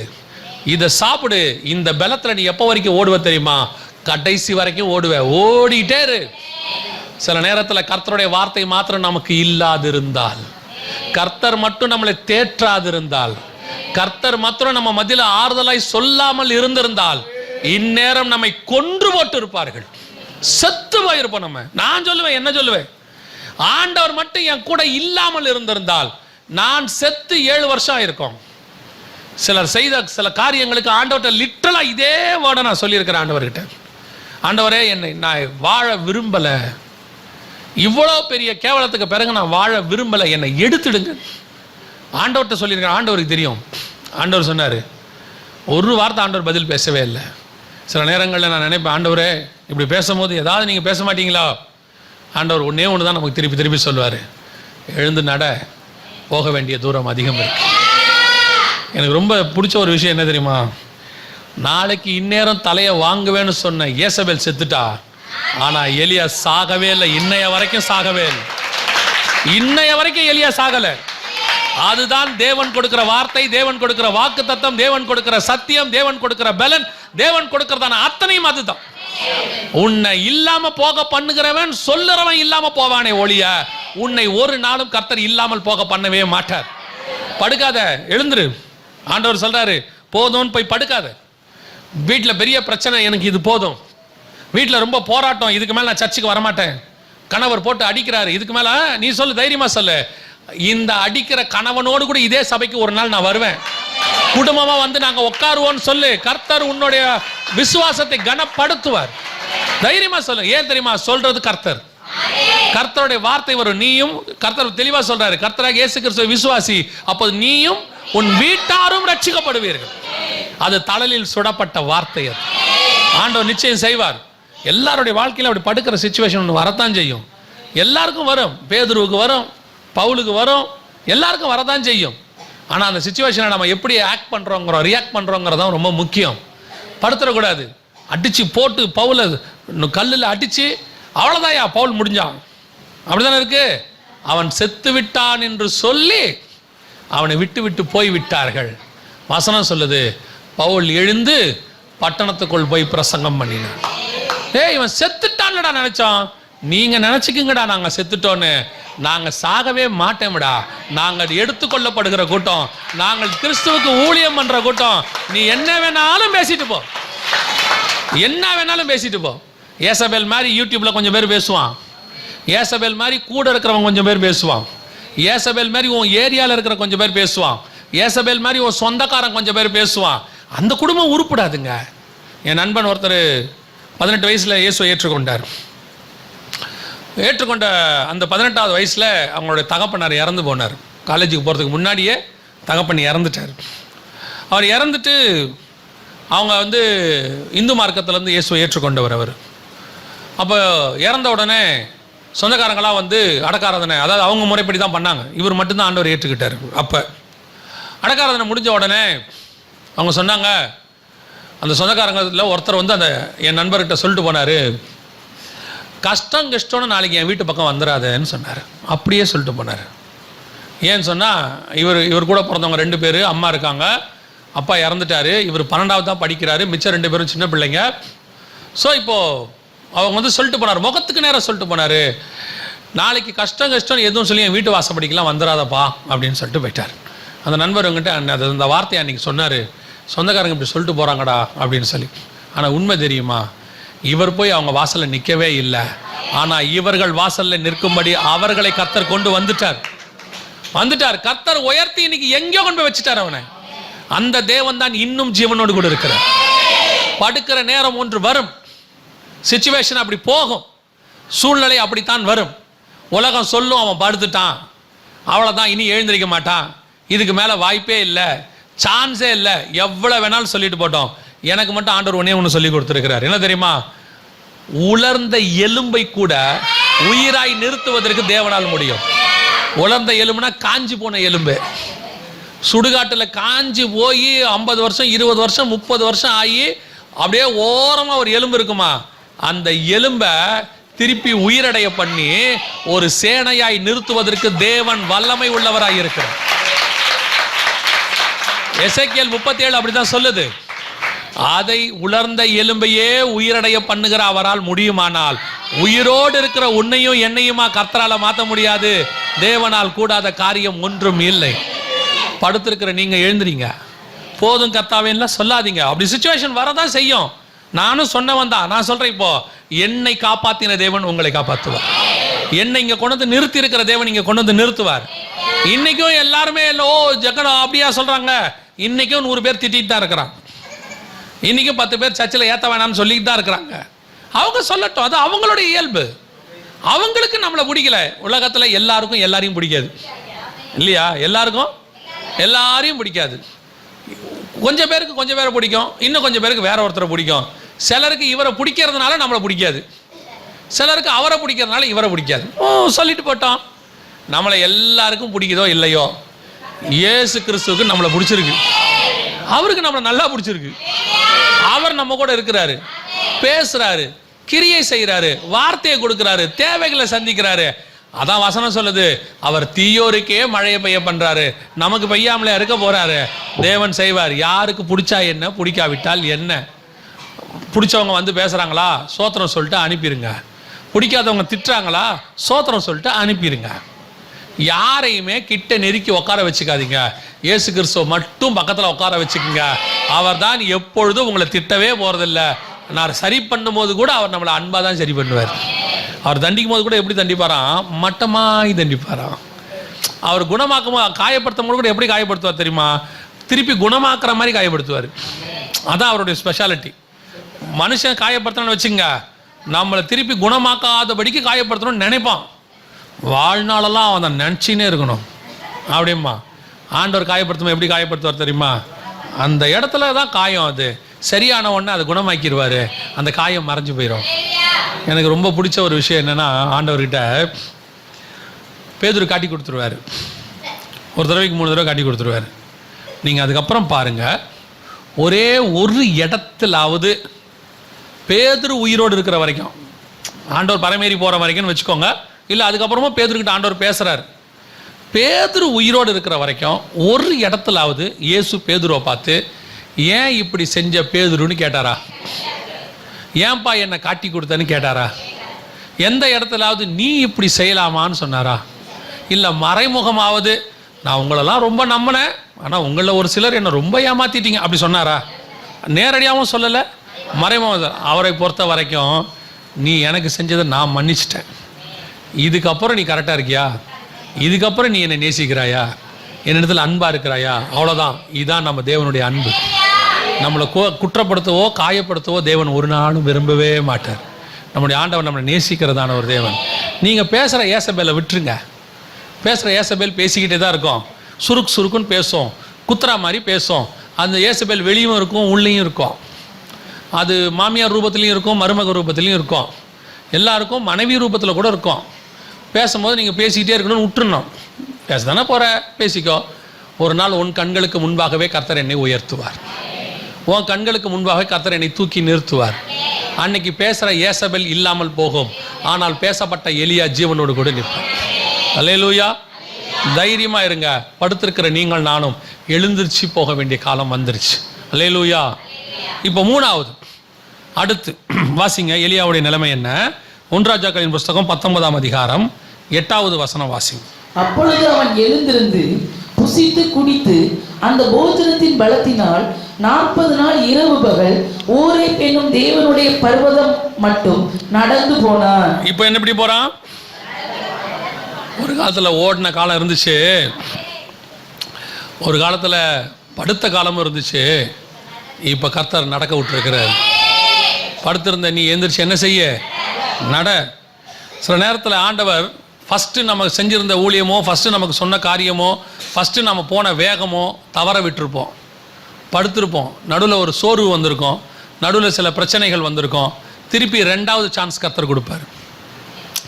2வது சான்ஸ் கொடுக்கும்போது நாம் என்ன நினைப்போம் தெரியுமா? அந்த முதல்ல ஓடணுமே அந்த வேகத்தில் தான் இப்போ என்ன செய்யணும், திருப்பியும் ஓடணும் அப்படின்னு நினைப்போம். ஆண்டவர் சொல்லுவார், படுத்திருந்து ஏந்திரிச்ச உடனே ஓடக்கூடாது. இப்போ என்ன செய்ய? பொறுமையாக நடந்து போ. இது நடக்கிற காலம். சில நேரத்தில் ஆண்டவர் உன்னை நடக்கவும் சொல்லுவார். ஒரு காலத்தில் ஓடி உற்சாகமாக ஊழியம் பண்ணது உண்டு, சில நேரத்தில் நடந்து ஊழியம் பண்ணுற காலமும் உண்டு. இப்போ ஆண்டவர் பொறுமையாக நடக்க சொல்லியிருக்கிறார். பொறுமையாக போ. 40 நாள் இரவும் பகலும் ஓடி போகல, வசனம் சொல்லுது. நிறைய பேர் கேட்பாங்க, அந்த காலத்தில் உங்கள் மினிஸ்ட்ரி அப்படி இருந்துச்சே. ஆமாம், அப்படி இருந்துச்சு. இப்போ பொறுமையாக நிதானமாக தெளிவாக ஊழியம் செய்ய கர்த்தர் வைப்பார். ஆண்டவர் செய்கிற ஊழியம் அப்படி தான் இருக்கும். எல்லா நேரமும் ஓடுகிற நேரமாக இருக்காது, சில நேரத்தில் நடந்து போகிற நேரமும் இருக்கும். ஒரு காலத்தில் உற்சாகமாக அப்படியே ஒரு நாளைக்கு 10 மணி நேரம் 12 மணி நேரம் ஊழியம். காலையில் ஒரு நாள் ஒரு மீட்டிங் எனக்கு, காலையில் 10 மணிலேருந்து நைட்டு 10 மணி வரைக்கும் 12 ஹவர் ஒரே ஊழியக்காரன் நான் தான் பேசணும். அதில் 5 செஷன், ஒரு செஷனும் 1.5 மணி நேரம், நடுவில் 1/2 மணி நேரம் மட்டும்தான் கேப். ஒரு செஷன் முடிப்பாங்க, 1/2 மணி நேரம் கேப்பு, அடுத்த செஷன் ஆரம்பிப்பாங்க, ஒரு 5 நிமிஷம் வர்ஷிப் பண்ணி திருப்பி என் கையில் கொடுத்துருவாங்க. 5 செஷன் பேசணும் 12 மணி நேரத்தில். 5வது செஷன் முடிக்கும் போது பார்த்தீங்கன்னா உடம்பு பாடியெல்லாம் ஹீட் ஆகி அப்படியே கண்ணெல்லாம் செக்க செவேர்னு மாறி, 5வது செஷன் முடிக்க ஃபைனல் ப்ரேயரே நான் பண்ணவே இல்லை. அந்த பாஸ்டர் ப்ரேயர் பண்ணுங்கன்ட்டு போய் அவருடைய ஆஃபீஸ் ரூமில் அவருடைய சோஃபா ஒன்று இருந்துச்சு, அதில் படுத்தவன் 1 மணி நேரம் எழுந்திரிக்கவே இல்லை. என்ன காரணம்னா அன்னைக்கு ஒரு வேகம், ஓடுற வேகம், ஊழியத்துக்கு வந்த புதுசு, அப்படியே ஓடின காலம். அதை செய்யணும் இதை செய்யணும், டிக்கெட் புக் பண்ணி கொடுக்க மாட்டாங்க. ஒன்றே ஒன்று தான் சொல்லுவாங்க, பாஸ்டர் பிரதர் இந்த இடத்துக்கு கரெக்டாக வந்துருங்கம்பாங்க. எங்கே இருக்கோம்? கோயம்புத்தூரில் இருக்கோம், ஊட்டியில் இருக்கோம், கோத்தகிரியில் இருக்கோம் சொல்லிடுவாங்க. காலங்கத்தில் 4 மணிக்கு ஏந்திரிச்சு 6:15 ட்ரெயினை பிடிச்சி, அப்போ ஒரு இன்டர்சிட்டி உண்டு, ஓடி 2 மணிக்கு போய் அங்கே இறங்கி அங்கேருந்து ஒரு பஸ்ஸை பிடிச்சி இன்னொரு இடத்துக்கு போகணும். அங்கே தான் ஊட்டிக்கு பஸ்ஸு கிடைக்கும். பிடிச்சி ஏறி நைட்டு போய் சேருவேன். சேர்ந்தா மறுநாள் காலையில் மீட்டிங். டிக்கெட்லாம் புக் பண்ணி தரமாட்டாங்க. போனால் ஹோட்டல்லையோ நல்ல தங்க வைக்கிற இடம்லாம் தரமாட்டாங்க. இருக்கிற இடத்த அப்படி கொடுப்பாங்க. அன்றைக்கி அவங்களுடைய நிலைமை அது, ஏன் நிலைமை அது. ஆனால் அதை பற்றிலாம் கவலைப்படவே வேகமாக ஓடின காலம் ஒன்று இருந்துச்சு. இப்போ அப்படி இல்லை. 5 செஷன் பேச முடியாது. இப்போ என்ன பண்ண முடியாது? 5 செஷன் பேச முடியாது. 3வது செஷனுக்கே மூச்சு தள்ளிடுது, ஏன்னா வயசாகி போச்சு. ஆனால் ஸ்பிரிச்சுவலி ஒரு அனுபவம் வரும்போது வேகமாக பேசின ஒரு காலம் இருக்குது.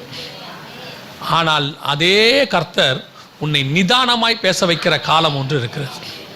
ஆரம்பிக்கும் போது அந்த சாட்சியை நான் எனக்கு சந்தோஷமாக இருந்துச்சு. ஒரு சாட்சி, 10 வருஷத்துக்கு முன்னாடி உத்தவபாளையத்துக்கு ஒரு ஊழியத்துக்கு போயிருந்தேன். அப்போது ரொம்ப வேகம் பேசும்போது அப்போ அந்த பாஸ்டர் கேட்டார், என்ன சவட்ட மேனிக்கு அடித்து விட்றீங்க, ஒருத்தரையும் மதிக்கிறதில்ல அப்படின்னு சொல்லி. தெரில பாஸ்டர், தானாக வருது அப்படின்னு சிரிச்சிட்டே போயிட்டார். அந்த ஊழியக்காரர்கிட்ட ஒரு 4-5 தடவை நான் போயிருக்கிறேன். இப்போது லாஸ்ட்டாக நான் போகும்போது ஊழியத்தை முடிச்சுட்டு கிளம்பும்போது சொன்னார், உங்கள் ஊழியம் இப்போ நிதானமாக இருக்குது அப்படின்னாரு. ஏன் பாஸ்டர் அப்படின்னு, அன்னைக்கு நீங்கள் பேசும்போது வேகம் இருந்துச்சு, தேவையில்லாத வார்த்தைகளும் இருந்துச்சு. இப்போ உங்கள் ஊழியத்தில் என்ன இருக்குது? நிதானம் இருக்குது. ஓடுற காலத்தில் நம்ம அறையை கச்சிக்கிட்டு ஓடும் போது எவன் மேலே மண்ணு தெரிக்குது, எவன் மேலே கல் தெரிக்குதுன்னெலாம் போக மாட்டோம். அடித்து விட்டுட்டு ஓடிக்கிட்டே இருப்போம். எதிரில் வரவனெல்லாம் இடித்து தள்ளிக்கிட்டு போய்கிட்டே இருப்போம். எதை பற்றியுமே என்ன செய்ய மாட்டோம், கவலைப்படவே மாட்டோம். ஏன்? ஓடுற வேகம், மினிஸ்ட்ரி சாதிக்கணும். அப்படியே சில நேரத்திலாம் பார்த்தீங்கன்னா எங்கள் அம்மா அடிக்கடி ஒரு பழமொழி சொல்லுவாங்க, இந்த புது தொடப்பம் நல்லா பெருக்கும்பாங்க. இந்த புதுசாக வாங்கின தொடப்பம் என்ன செய்யும்? நல்லா பெருக்கும். நீங்கள் கூட பாருங்கள், இந்த முதல்ல நீங்கள் ஒருத்தனை வேலைக்கு சேர்த்து பாருங்கள், வேலைக்கு சேர்த்த 3 நாள் பின்னி பெடல் எடுப்பான், சொல்லாமையே டேபிள் துடைப்பான். என்ன வேணும், தண்ணி குடிக்கிறீங்களா, என்ன சே, எப்படிப்பட்ட ஒருத்தன் நமக்கு அசிஸ்டண்ட் அமைஞ்சிருக்கிறான், இத்தனை நாள் நீ எங்கடா இருந்த அப்படின்ற மாதிரிலாம் தோணும். 1.5 மாதம் கழித்து நம்ம கூப்பிடணும், ஐயா எங்கப்பா இருக்கிற, அவன் கூப்பிட்டா கூட பொறுமையாக தான் வருவான். நம்ம நினைப்போம், இந்த சேர்ந்த புதுசில் இவங்ககிட்ட ஒரு வேகம் இருந்துச்சு, தம்பி நிதானமாயிட்டான், வேகமாக ஓடி வந்து போட்டி எதையாவது உடைக்கிறதுக்கு. இப்போ அவன் எப்படி ஆயிட்டான்? ஏன்னா அந்த வேகமாக சேர்ந்த புதுசில் பார்த்தீங்கன்னா பட்டு பட்டு பட்டு பட்டுன்னு என்ன செய்வாங்க, என்ன செய்யறதுன்னு தெரியாமல் சில நஷ்டங்களை ஏற்படுத்துவாங்க. அதை பற்றி அவங்க கவலைப்படவும் மாட்டாங்க. ஏன்னா ஊழியம் அந்த வாஞ்ச. சிலர் அப்படி தான், அந்த கல்யாணமான புதுசில் பாருங்கள், மருமக வந்த உடனே அத்தை காப்பி போடட்டுமா அப்படிங்கும். மாமியார், டேங்கப்பா நமக்கு காப்பி போட்டு கொடுக்க ஒரு ஆள் வந்துருச்சுடா, இத்தனை வருஷம் நான் தான் காப்பி போட்டேன் அப்படின்னு. 6 மாதம் கழிச்சு, ஏம்மா காப்பி கிடைக்குமா, நானே தான் காப்பி போடணுமா? ஏன் நீங்கள் ஒரு நாள் காப்பி போட்டால் என்ன, புது தொடப்பம் நல்லா பெருக்குச்சு ஒரு நாள் இல்லை. இந்த ஆரம்பத்தில் வந்த புதுசில் நமக்கு என்ன இருக்குது, ஒரு வேகம், ஒரு உற்சாகம் எல்லாம் இருக்கு. ஆனால் ஒரு நாள் வரும், ஒரு நிதானம் ஒன்று வரும். இப்போ ஆண்டவர் சொல்றாரு, இப்போ நீ சாப்பிட்ருக்க பாரு, இது தழலில் சுடப்பட்ட அடை, இதன் பலத்தினாலே நட. கர்த்தருடைய வார்த்தை உனக்குள்ளே வர வர வர உனக்குள்ளே ஒரு நிதானம் வரும். நடையிலே நிதானம் வரும், பேச்சிலே நிதானம் வரும், கோபத்தில் நிதானம் வரும், ஆரம்பத்தில் வரும். இப்போ அந்த கோபத்தில் என்ன வந்திருக்குது, ஒரு நிதானம் வந்திருக்குது. தேவைப்பட்டா கோபம் வருது, கோபம் வராமல் இருக்காது. கோபம் வராமல் இருந்தால் மனுஷனும் இல்லை இல்லையா? கோபம் வந்து நார்மலாக அது நமக்குள்ளே இருக்கிற ஒரு உணர்வு. ஸ்பிரிச்சுவலாவது நமக்கு என்ன வரணும், ஒரு கோபம் வரத்தான் செய்யும். அப்போ முந்தி எதுக்கு எடுத்தாலும் கோபம் வரும்.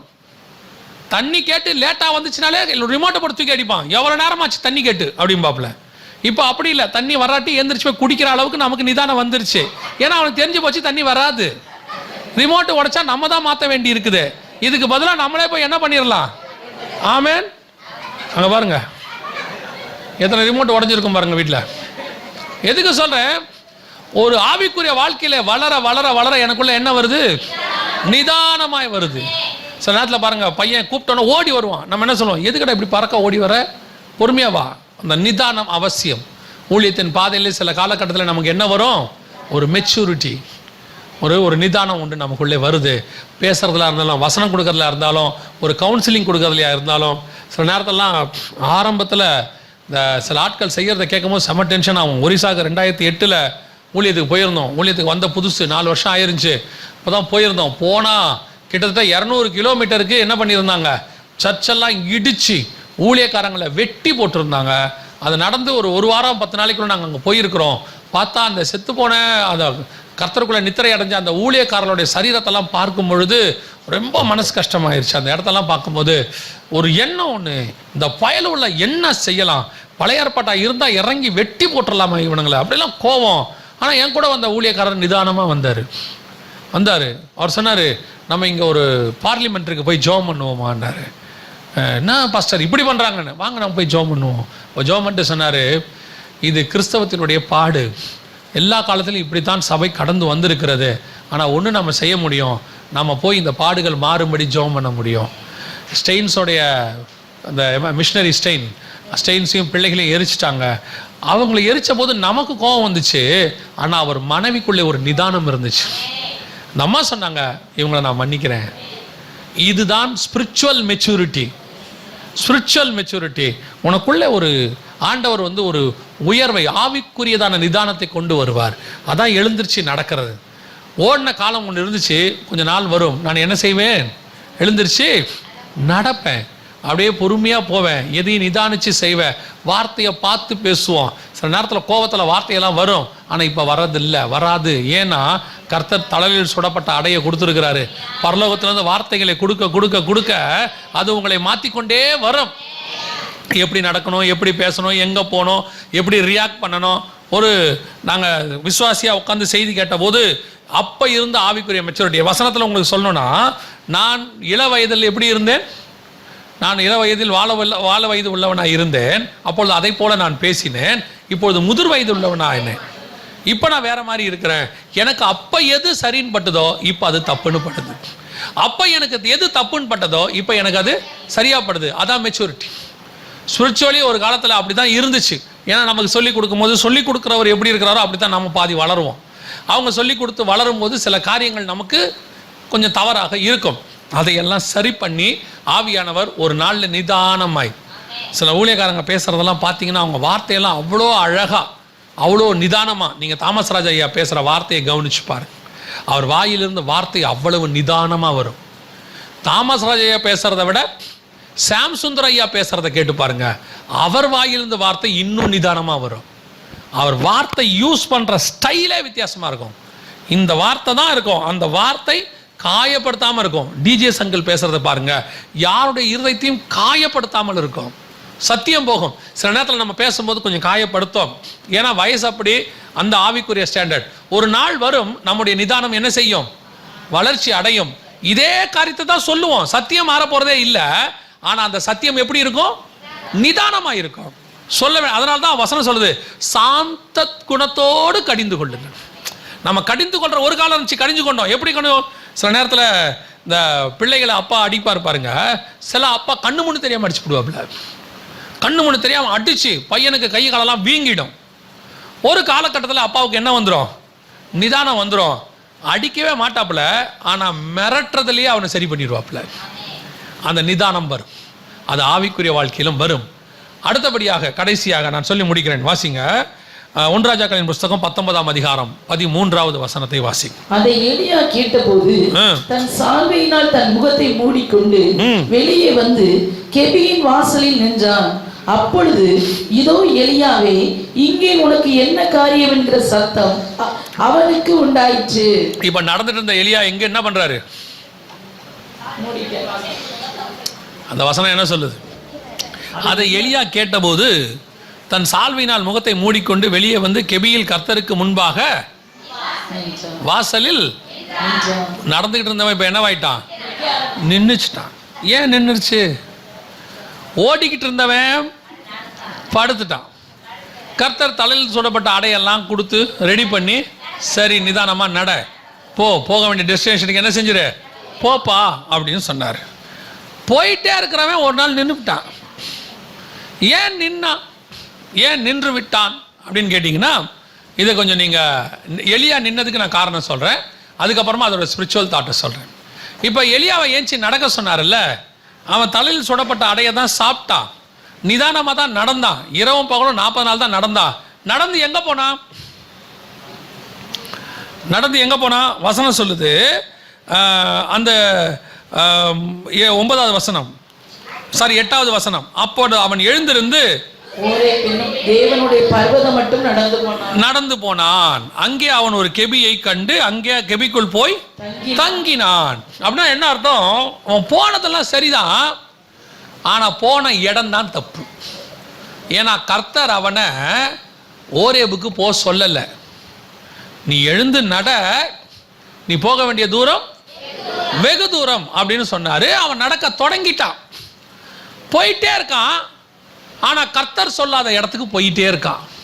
இப்போ அவன் எங்க போயிட்டு இருக்கிறான் அப்படின்னு கேட்டீங்கன்னா, ஓரே பர்வதம் எங்க இருக்குன்னு கேட்டீங்கன்னா எகிப்தில் இருக்குது.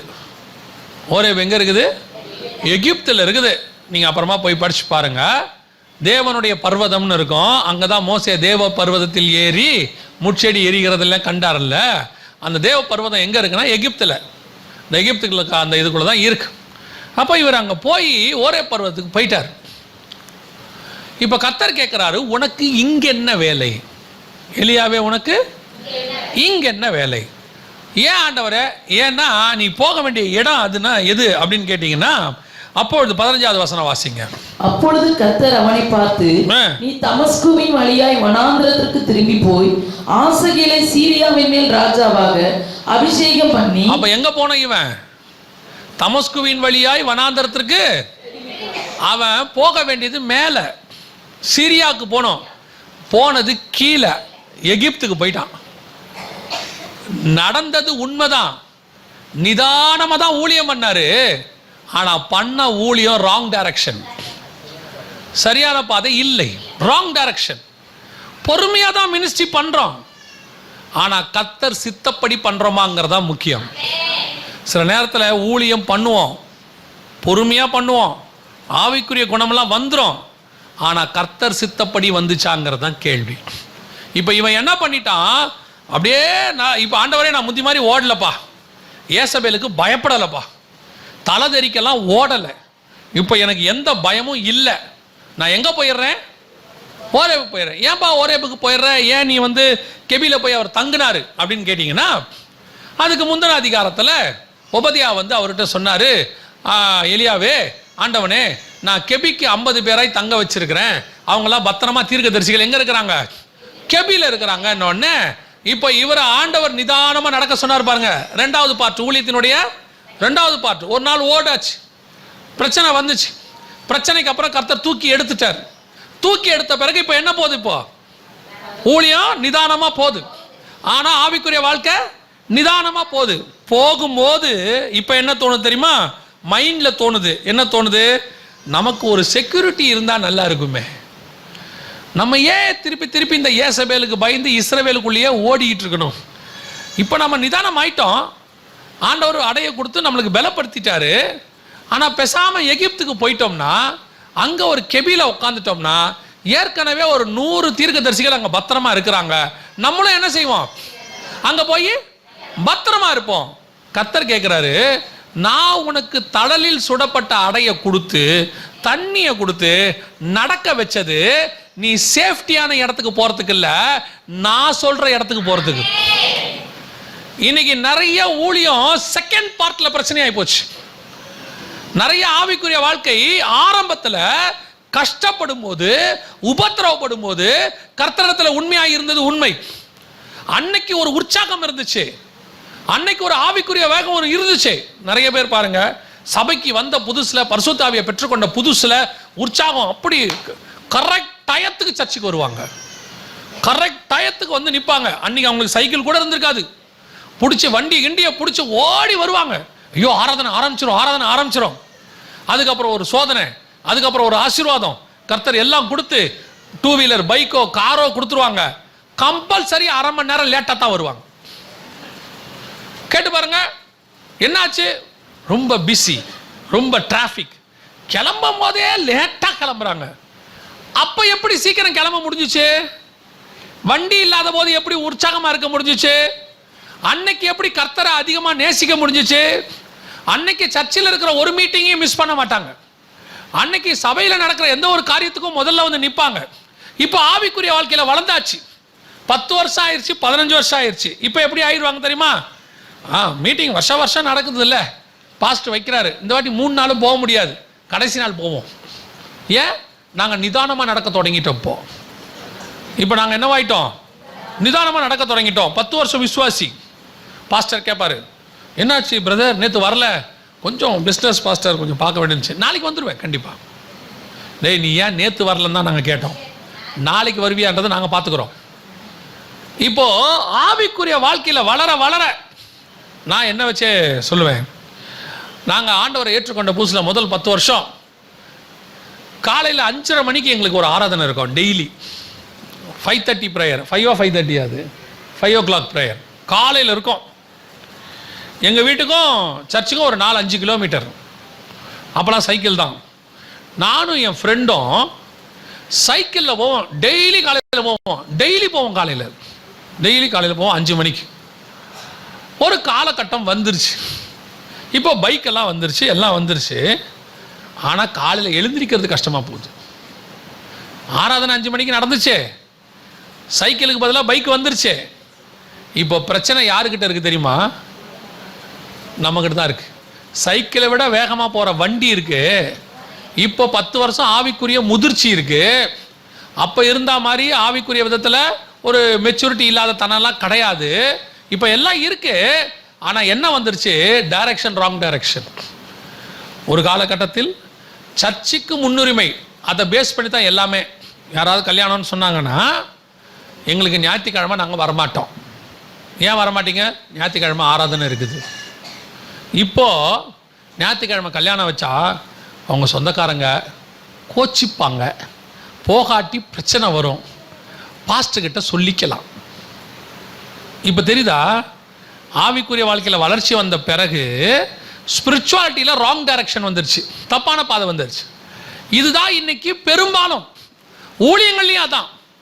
அன்னைக்கு பணம் இல்லாத போது, ஊழியத்தின் பாதையில் பணம் இல்லாத போது ஆண்டவர் கொடுக்குற காசை கேட்டு கேட்டு செலவு பண்ணுவோம். இது பண்ணலாமா, இப்படி பண்ணலாமா.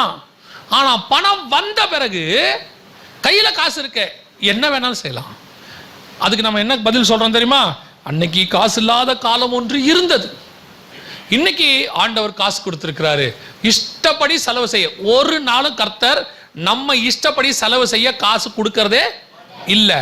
அப்படி இஷ்டப்படி செய்யறேன்னு சொன்னா கடைசியா ஒரு வார்த்தை சொல்லி முடிப்பாரு, உன் இஷ்டப்படி செய்ய, முடிவிலே நியாய தீர்ப்பில் கொண்டு வந்து நிறுத்துவேன் பாரு. தாவீதுக்கு என்ன ஒரு பெரிய பிளஸ் பாயிண்ட், அவன் ஆடு மேய்க்கும் போது எப்படி தாவீது தேவனோடு கூட இருந்தானோ, ராஜாவான போதும் அப்படியே தேவனோடு கூட இருந்தான்.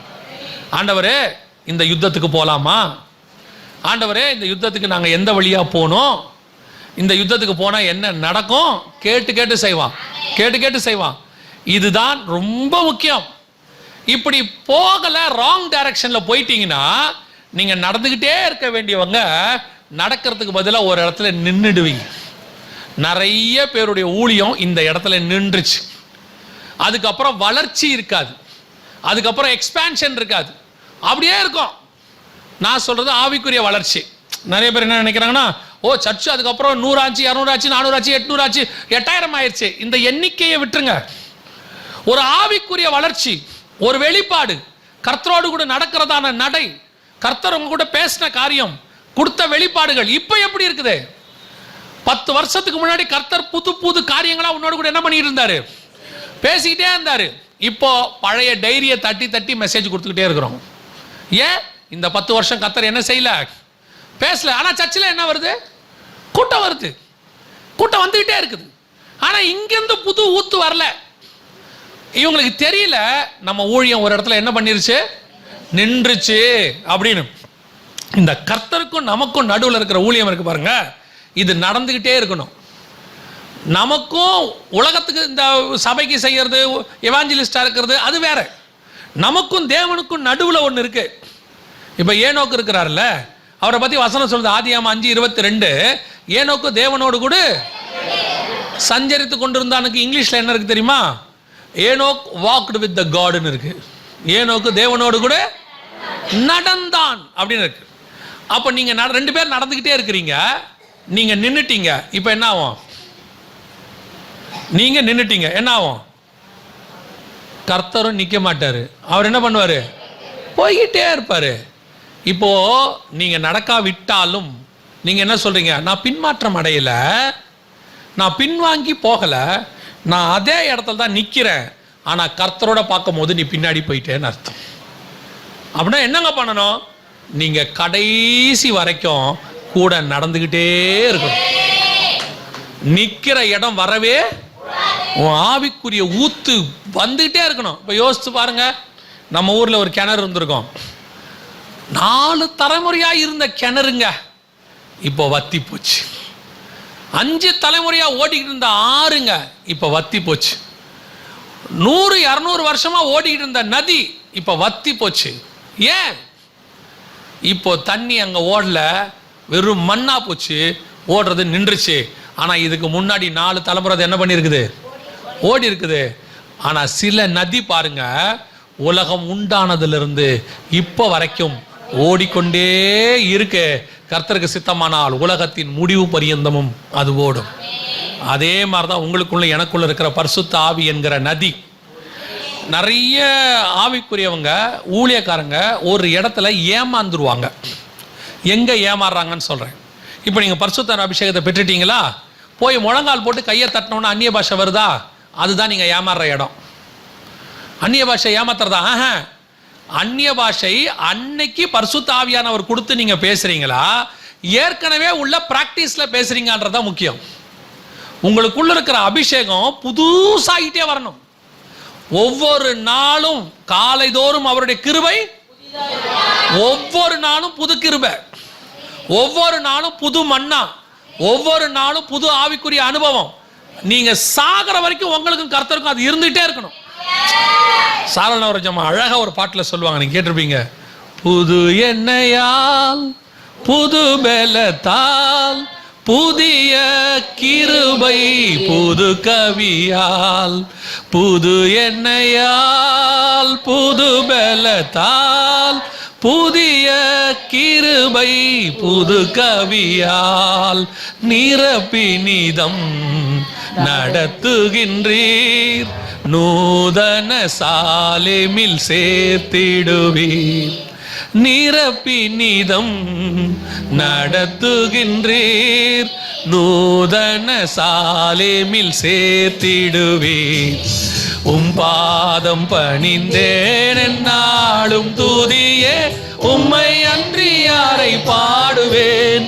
ஏசையா உந்தன் அன்பு உள்ளம் பொங்குதே, ஏசையா உந்தன் அன்பு உள்ளம் பொங்குதே. அந்த வார்த்தை என்ன சொல்லுது? புது கவியால் புது பலத்தால் புது எண்ணெயால் நிரப்பி நிதம் என்னை நடத்துகிறீர். டெய்லி என்ன புதுசு புதுசா நிரப்புறீங்க, புதுசு புதுசா டெய்லி நிரப்புறீங்க. அந்த புது எண்ணெய், புது அபிஷேகம், புது ஆவிக்குரிய அனுபவம், கர்த்தரோடு கொடுக்கக்கூடிய அந்த ஆவிக்குரிய எக்ஸ்பீரியன்ஸ் டெய்லி இருக்கணும். அதுதான் நடந்துகிட்டே இருக்கிறது. நிறைய பேர் என்ன ஆயிட்டாங்க, ஒரு இடத்துல நின்றுட்டாங்க. ஓகே, மினிஸ்ட்ரி வளர்ந்துருச்சு, ஓகே, ஆண்டவர்கிட்ட வந்தோம், ஆவிக்குரிய வாழ்க்கையில் ஆண்டவர் வீடு கொடுத்தாரு, நல்ல 2 பிள்ளைகளை கொடுத்தாரு, நல்ல பிஸ்னஸ் கொடுத்தாரு, மாதம் மாதம் நல்ல வருமானம் வருது, பிள்ளைங்க படித்து வேலைக்கு போயிட்டாங்க. இப்போ என்ன பண்ணலாம்? ஈஸி சேர் போட்டு வாசலில் உட்காந்துட வேண்டியது, முடிஞ்சிச்சு வேலை. அப்புறம் வரவங்க போகிறவங்களுக்குலாம் ஊருக்கு கதை பேசிக்கிட்டு, ஞாயிற்றுக்கிழமையான சர்ச்சில் உட்காந்துக்கிட்டு, சர்ச்சில் உட்காந்து மார்க் போட்டுக்கிட்டு, பாஸ்டர் அந்த காலத்தை மாதிரி இந்த காலத்தில் பிரசங்கம் பண்ணுறதில்லை, அந்த சர்ச்சில் பிரசங்கம் இப்படி இல்லை, அந்த ஊழியக்காரரை பார்த்தா ஒன்றும் உருப்படுற மாதிரி தெரியல, இப்படியே சர்ச்சில் உட்காந்துட்டு ஒரு குரூப்பை வெட்டி கதை பேசிக்கிட்டே இருக்கோம். இது ஏன்னா இது எங்கேயோ நின்றுச்சு, இது ஓடுற குரூப்பே. நான் உங்களுக்கு ஒரு நல்ல உதாரணம் சொல்கிறேன். நீங்கள் நல்ல தேவனோட நடந்துக்கிட்டே இருந்தீங்கன்னா நீங்கள் சுற்றி இருக்கிறவங்கள பார்க்கவே மாட்டீங்க, எதை பற்றி யோசிக்கவே மாட்டீங்க. இப்போ பாருங்க, 2 பேர் பேசிக்கிட்டே போகிறீங்க, நீங்கள் இப்படியே பார்த்துக்கிட்டே வேற பக்கம் பார்த்துன்னு வந்தால் பேசிகிட்டு இருக்கிறவங்க என்ன சொல்லுவாங்க பார்த்துருக்கீங்களா? பொதுவாக கணவன் பைக்கில் ஓட்டிகிட்டே இருக்கும்போது பின்னாடி நீங்கள் பேசிக்கிட்டே இருப்பீங்க. அந்தாலும் அதுக்கு தான் ஹெல்மெட் போட்டுக்கிறான். இதெல்லாம் தப்பிக்கிறதுக்கு அவனுக்கு இருக்கிற ஒரே வழி அதுதான். அதில் கவர்மெண்ட் அவனுக்கு சாதகமாக தீர்ப்பு கொடுத்துருச்சு இல்லையா? ஹெல்மெட் போடாட்டி அவ்வளோதான்ருச்சு. அவன் என்ன பண்ணுறான்னா பஞ்சு வச்சு ஹெல்மெட் போட்டுக்கிறான் உள்ள. ஏன்னா நீங்கள் பேசுறது அவனுக்கு என்ன முடியல. நீங்கள் நடுவில் ஒரு குத்துக்குத்து கேட்பேன், கேட்குதா, நான் பேசுறது கேட்குதா, பதிலே சொல்ல மாட்டீங்க, சொல்லுங்க. எவ்வளோ கோவம் வருது உங்களுக்கு. நம்ம பேசின்னு போகிறோம், அந்த ஆளும் கூட சொல்ல மாட்டேங்கிறேன். ஏன்னா நீங்கள் உங்களுக்கு தேவையானது மட்டும்தான். நீங்கள் ஒன்றும் பெருசாக எதிர்பார்க்கல. உங்களை மாதிரி அவ்வளோ தூரம் வந்து எதிர்பார்க்காத ஆட்கள் உலகத்திலேயே யாரும் இல்லை. நீங்கள் எதிர்பார்க்குற ஒன்று நீங்கள் எப்போ பேசணும் அந்த ஆள் என்ன சொல்லணும், சரி, அது போதும். அந்த ஆளுகளுக்கு அது புரிய மாட்டேங்குது. அவங்க நம்மகிட்ட என்ன பெருசாக எதிர்பார்த்தாங்க? 3 மணி நேரம் பேசினாலும் சொல்லிகிட்டே இருந்தால் ஓகே. நைட்டு 10 மணிக்கு போய் உட்காந்த உடனே படுக்கையில் உங்களுக்கு ஒன்று தெரியுமா, காலைல 3 மணி வரைக்கும் நல்லா சொல்லிட்டா அதோட குடும்பத்தில் என்ன வராது, நடுவில் தூங்கி போடுறான் அந்த ஆளு. அதில் தான் பிரச்சனையே வருது. அந்த ஆளை கூப்பிட்டு கேட்டால் என்ன சொல்றாரு, 30 வருஷமா எப்படி ஊங்கன்றது. ஆனா இன்னொருத்தர் என்கிட்ட சொன்னாரு, எனக்கு இப்ப பழக்கமாயி போச்சு, என் மனைவி இல்லாட்டி கூட நான் வீட்டில் ஊங்கொட்டிகிட்டே தான் உட்காந்துருக்கேன். எதுக்கு சொல்றேன், நம்ம போகும்போது கூட பேசுறதுக்கு ஒருத்தர் இல்லாட்டி கோவம் வருது இல்ல. தேவன் பேசிக்கிட்டே வரும்போது நம்ம வேற எங்கேயாவது போய் நின்னா அவருக்கு எவ்வளோ கோவம் வரும். கர்த்தர் டெய்லி அவரோடு கூட நடக்க வேண்டும் என்று விரும்புகிறார். நிற்கிற அனுபவம் இருக்கவே கூடாது. நான் நடந்துக்கிட்டே இருப்பேன் கர்த்தரோட கூட. ஏங்க இந்த வழியாக ஒன்று அதெல்லாம் நான் பார்க்கலிங்க. சிலர் பார்த்துருக்கீங்களா, அந்த ஃபோன் பார்த்துக்கிட்டே வரும்போது நீங்கள் கணவர்கிட்ட சொல்லிட்டு போவீங்க சில நேரத்தில், எப்போ அந்த 3 விசில் வந்தோன்னா அடுப்பை ஆஃப் பண்ணுங்கன்ட்டு அப்படி மேலே துணி காய வைக்க போயிருப்பீங்க. அதனால ஃபோனை பார்த்துக்கிட்டே திருப்பி வந்து எத்தனை விசிலா தொலாயமா விவரம் புரியாமல் 10 விசிலும்மா, அது 3 தான் வந்திருக்கணும் நியாயமாக. சில ஆட்களுக்கு விவரம் முடியாமல் 10 போய் பார்த்தா குக்கரில் வழிச்சு கிடக்கும் இல்லையா, அடிக்க முடியாது, திட்டத்தான் முடியும் நம்மளால். அதனால் நீங்கள் என்ன பண்ணுவீங்க, சொல்லிட்டு தானே போனேன், அப்படி என்ன அந்த ஃபோனை பார்த்து தொலைகிறீங்க கேட்பீங்கல்ல. அதே தான் ஆண்டவர் சொல்கிறாரு, நான் உங்ககிட்ட பேசிக்கிட்டே வரேன், நீ இப்படி உலகத்தை பார்த்துட்டு பாவத்தை பார்த்துட்டு எதிர்காலத்தை பார்த்துக்கிட்டு நீ என்னை என்ன பண்ணிட்ட, விட்டுட்ட. இப்போ நான் பேசுறது உனக்கு கேட்கல, நீ எங்கேயோ ஒரு இடத்துல நின்றுட்ட. ஆண்டவர் சொல்கிறார், என் கூட பேசிக்கிட்டே வா, நான் சொல்கிறத கேட்டுக்கிட்டே வா. அப்போ நான் அவர் பேசுகிறத நீங்கள் கேட்டுக்கிட்டே வந்தீங்கன்னா உங்கள் பக்கத்தில் என்ன போனதுன்னே உங்களுக்கு தெரியாது. அவ்வளோதான் உலகத்தை ஜெயிக்கிறது, அவ்வளோதான் ஈஸி. நீங்கள் சொல்லுவாங்க, வாங்க இந்த பக்கம் ஒரு அசுத்தமான ஒரு காரியம் போச்சு பார்த்தீங்க, நான் இவர் கூட பேசிக்கிட்டே வந்தேங்க, அதெல்லாம் பார்க்கவே இல்லை. ஏங்க ஒரு ஆள் பயங்கரமாக ரோட்டில் குடிச்சிட்டு கத்துறானே கவனிச்சிங்க, நான் அதெல்லாம் இந்த ஆள்கிட்ட பேசிக்கிட்டே வந்தேன், கவனிக்கவே இல்லைங்க. எதிரில் ஒரு பெரிய ஆக்சிடென்ட் பார்த்தீங்களா, இல்லைங்க இவர்கிட்ட அப்படியா நான் பேசிக்கிட்டே வந்தேன். அப்படி என்ன தான் பேசுவீங்க, நாங்கள் 2 பேரும் வருஷ கணக்காக பேசுவோம், நாள் கணக்காக பேசுவோம், பரலோகத்துக்கு போகிற வரைக்கும் பேசிக்கிட்டே இருப்போம். எங்களை சுற்றி என்ன நடக்குதுன்னு எங்களுக்கு தெரியவே தெரியாது. அவ்வளோதான். இதுதான் உலகத்தை ஜெயிக்கிறதுக்கான ஒரே வழி. நான் எனக்கு ஆண்டவர் சொல்லி கொடுத்தது. மீட்டிங் முடிச்சியா ரூமுக்குள்ள போய் கதவை சாத்திக்க, வா பேசுவோம். மீட்டிங் முடிச்சியா சாப்பிட்டியா தூங்கிரு, எழுந்திருச்சியா பேசு. மீட்டிங் போனியா ஊழியம் முடிச்சியா ஓடி போய் கதவை சாத்திக்க, வா பேசுவோம். இவனுக்கு கூட உக்காந்த நீ நின்றுவ, என் கூட நடந்துக்கிட்டே இருக்கணுமா, இவனுங்களை பார்க்காத. அதுதான் நடக்கிற அனுபவம். நல்லா கவனிச்சு பாருங்க. ஏனோக்கு நடந்து கொண்டே இருந்தான். வசனம் சொல்லுது, தேவனோடு கூட சஞ்சரித்து கொண்டிருக்கையில் கர்த்தர் அவனை எடுத்துக்கொண்டார். அப்ப எடுத்துக்கொள்ளப்படுவதற்கு என்ன செய்யணும், அவரோட நடந்துகிட்டே இருக்கணும். நடந்துகிட்டே இருக்கிறவன் தான் எடுத்துக்கொள்ளப்பட்டான். இப்ப எலியாவை பார்த்து ஆண்டவர் சொன்னாரு, நீ நிக்காத, போயிட்டே இரு. ஒரு நாள் வந்தது, என்ன நடந்தது வாசிங்க, முடிக்கலாம். வாசிங்க 2 ராஜாக்களின் புஸ்தகம் 2ஆம் அதிகாரம் 11வது வசனம் வாசி. அவர்கள் பேசிக்கொண்டு நடந்து போகையில் இதோ ரதமும் அக்கினி குதிரைகளும் அவர்கள் நடுவாக வந்து இருவரையும் பிரித்தது. எலியா சுழல் காற்றிலே பரலோகத்திற்கு ஏறி போனான். எப்போ சுழல் காற்றில் பரலோகத்துக்கு ஏறி போனான்? பேசிக்கொண்டு நடந்து கொண்டிருக்கையில். நிற்கும் போது அவன் போல, படுத்திருக்கும் போது அவன் போல, ஓடிக்கிட்டு இருக்கும் போது அவன் போல, ஆனா கர்த்தரோடு கூட நடந்து கொண்டிருக்கையில் அவன் எடுத்துக்கொள்ளப்பட்டான். எலியா எலிசாவோடு நடந்து கொண்டிருக்கையில் ஒரு சுழல் காற்று பிரித்தது, அவன் எடுத்துக்கொள்ளப்பட்டான். இப்போ வாசிச்சு பாருங்க 5ஆம் அதிகாரம் ஆதியாகமத்தின் புஸ்தகம் 5ஆம் அதிகாரம் ஆதியாகமத்தின் புஸ்தகம் 24வது வசனம். ஏனோக்கு தேவனோட சஞ்சரித்துக் கொண்டிருக்கையில் காணப்படாமல் போனான். சஞ்சரித்துக் கொண்டிருக்கையில் என்ன இருக்குது இங்கிலீஷ்ல? Walk with the God. நடந்து கொண்டிருக்கையில். அப்படி படிச்சு பாருங்க. ஒரு உதாரணத்துக்கு சொல்றேன், அப்படி படிச்சு பாருங்க. ஏனோக்கு தேவனோடு கூட நடந்து கொண்டிருக்கையில் காணப்படாமல் போனான், தேவன் அவனை எடுத்துக்கொண்டார். அவ்வளவுதான்.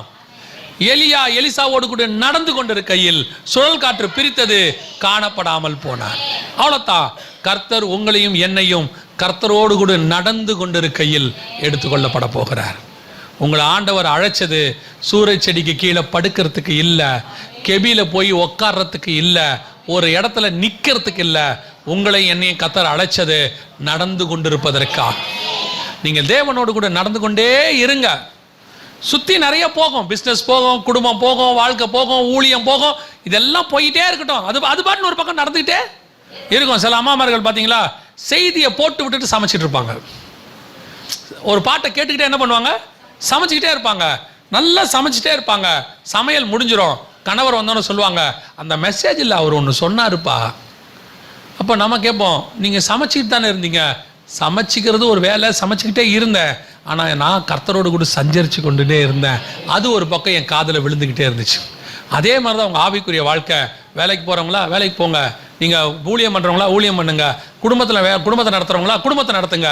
இது ஒரு பக்கம் நடந்துக்கிட்டே இருக்கட்டும், இன்னொரு பக்கம் தேவனோடு கூட நடந்து கொண்டே இருங்க.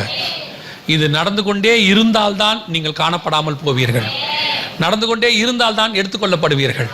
உங்கள் ஆவிக்குரிய வாழ்க்கை ஆரம்பம் ஓட்டம் நிறைந்ததாக இருந்தது, வேக வேகமாக இருந்துச்சு, ஃபாஸ்ட்டாக இருந்துச்சு, எல்லாரோட வேகம். அது உண்மை. கர்த்தர் அதுக்கு தான் அழைச்சார்.